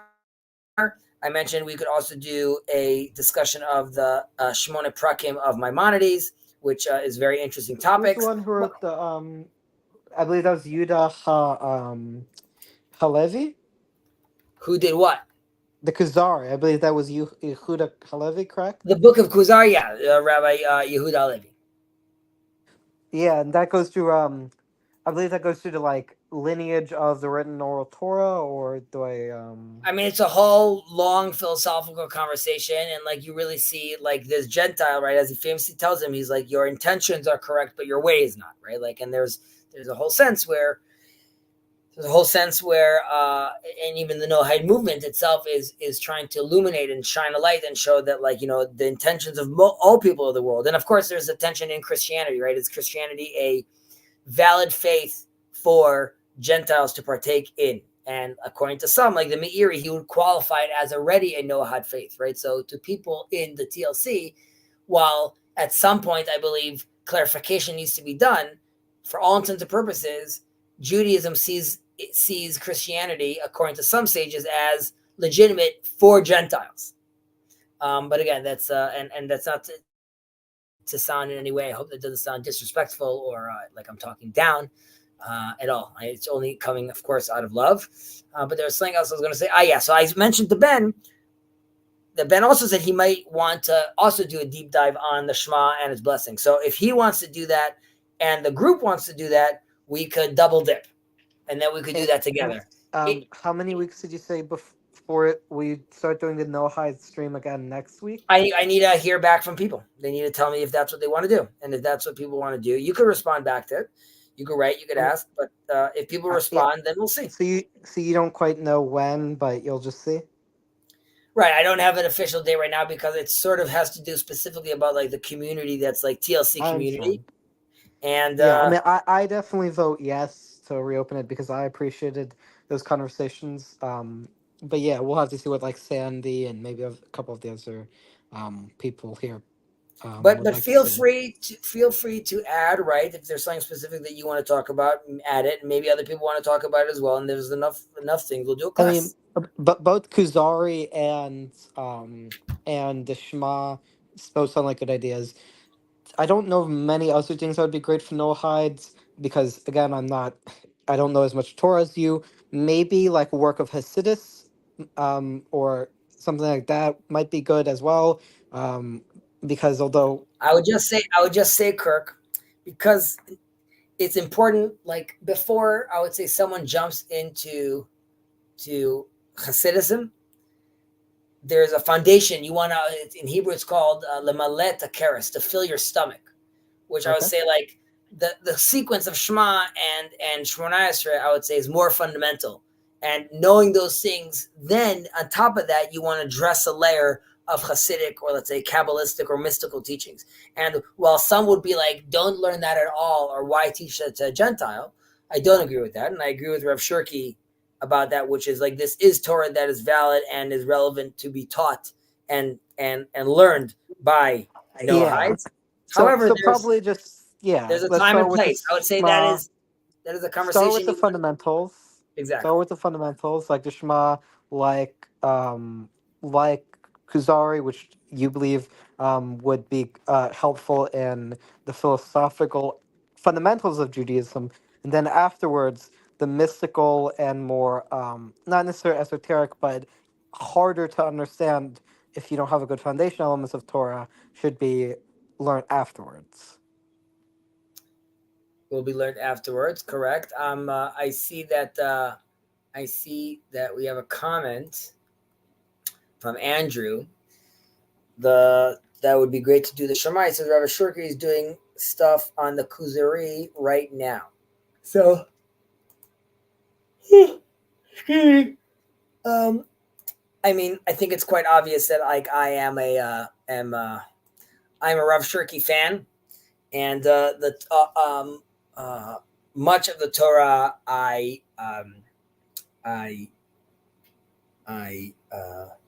proclaim. I don't proclaim anything actually. The Torah that I attempt to Clarify. reiterate and talk about is very much inspired by Rav Kook. By Rav Shirky, who is inspired by Rav Yuda Leon Ashkenazi and Rav Kook. So it's a modern day Rav Kook interpretation. I'm sorry, I'm just holding this Wolverine toy in my hand. It was just on the table here. My son was playing with it, and uh, so if I speak about the Kuzari, is very much actually both the prayer and the Kuzari are both going to be echoes of Rav Shirky's teaching, and the reason I choose Rav Shirky is because he is prolific, extremely well read, and like Rav Soloveitchik of his time, who was both um, academic and worldly and a titan of Torah, and that allowed for like a synthesis, right? That allowed someone to, let's say, take Kierkegaard and discuss that from a Jewish perspective. So too does Rav Shirky. He also is a titan, and that's why when he teaches, I know I'm getting already through his teachings. I'm getting the Western philosophers, the French philosophers. I'm getting uh, uh, uh, uh, Greek myth, different interpretations, biblical criticism. All these things are already being woven together and sifted through, and that's why I am very much a fan of his Torah. What's up, Andrew? Hello. How do you know Rav Shirky's doing Kuzari right now? Are you following Rav Shirky, Andrew? I sent an email to like Hillel at UCLA, and then they hooked me up with his no hide stuff. I haven't. I've just been getting his emails. I haven't like. They've got a ruta or something like that. They call it where you study in pairs or something that I guess they invite everyone to. Yeah, they mentioned they were going through the Kuzari. Is any I of just this get their summaries. is any of this stuff online? Yeah, all of it's online. Yeah, Yeah. it's through Zoom, I think. Yeah. Yeah. Well, I don't know. I mean, I'm not gonna watch it now, but maybe. I mean, maybe if they have published a video, I might look at it. But I mean, I'm It not. depends. It depends what teacher is teaching it. There's Rav Chaim Goldberg that teaches it, and there's a few others. There's a guy named Dan something. He's like a booming voice. Dan. Andrew, what are you? Are you still? And you don't have to answer this if you don't feel comfortable. But like, is there a reason you're dabbling with the Noahides or? I mean, well, this is funny. Most religions just have like a base, like little package that you get, like a set of beliefs or worldview. You just get as like as a participant, as part of the laity. It's the buy-in. Yeah, and even just knowing that is good. You know, like I'm not gonna delve deep into anything, but just You're finding the saying little it's sort of like packages. Yeah. sort of as a default, knowing that like at the base, this is true to, let's say, as far as Judaism is concerned, this base buy-in sort of hooks you up with the big man, regardless whether it's Muslim, Islam, Hinduism, Christian. So that is, so for all intents and purposes, you are a Noahide, right? Because like you are understanding that and seeing that. And then the question is, and this and we speak about this comfortably in this brave space, you identifying Jesus as the Messiah, right? Ultimately, as far as Judaism is concerned, as long as you recognize the Father as the source, or ultimately there being one. This is again controversial. I understand that in Christianity, you're also seeing, of course, Jesus himself as God, but ultimately there's only one unity. There's the one ultimately. So then you're there. And the rest is clarification. And I would say we're all waiting for that clarification. So we could get more of that. And I think we've come much further than people have in history. And that's also because we allow ourselves to be open, and we allow ourselves to speak to each other and retract from ourselves, and really make sure that when I'm speaking, I want to know that you're understanding what I'm saying and not that I'm saying what I think. So that allows us, of course, to bridge the gap in a certain sense. And it also means that in Judaism, there needs to be more comfortable speaking about, going even as far as saying, yes, that even in our texts, there are people, very, very few, but even people alluded to Jesus potentially being, again, a potential of a Josephite Messiah. Again, in our tradition, that potential ends up not working out, right? It could have been that it didn't end up working out. And again, there's different versions of how we interpret that, but as far as your buy-in analogy, that totally makes sense to me. Why you want to be like, I want to know that like I'm covering my bases, and that makes sense. Well, he's a Christian who wants to understand, his spiritual elders. Is that? Yeah. Yeah. I mean, yeah. We don't. I mean, I'm not trying to dissect you right now. I'm just. Don't worry. All right, guys, I gotta go because I'm starting to not think clearly anymore. I understand. I'll see you guys next week. Good to see you too. And please feel free to join next time as well. And I'll catch you on the flip side. And aside from that, but by the way, before I hang up, Andrew, you doing all right? Yeah, family okay? Sending you strength, Andrew. Yeah, big chillin'. We hope the best. We'll talk. I'm like hell right now, so I'm sorry if. All good. To anyone watching, how many people are watching? 32. No way, 32 people are watching. Oh, here we go. Is that bots? No, 25 are on Jacob's Twitter. Can you watch this on Twitter? Yeah, you can watch on No, I Twitter think for sure. the Twitter numbers are inflated because it's anyone who's like Who clicked it? recommended the stream. They Gotcha.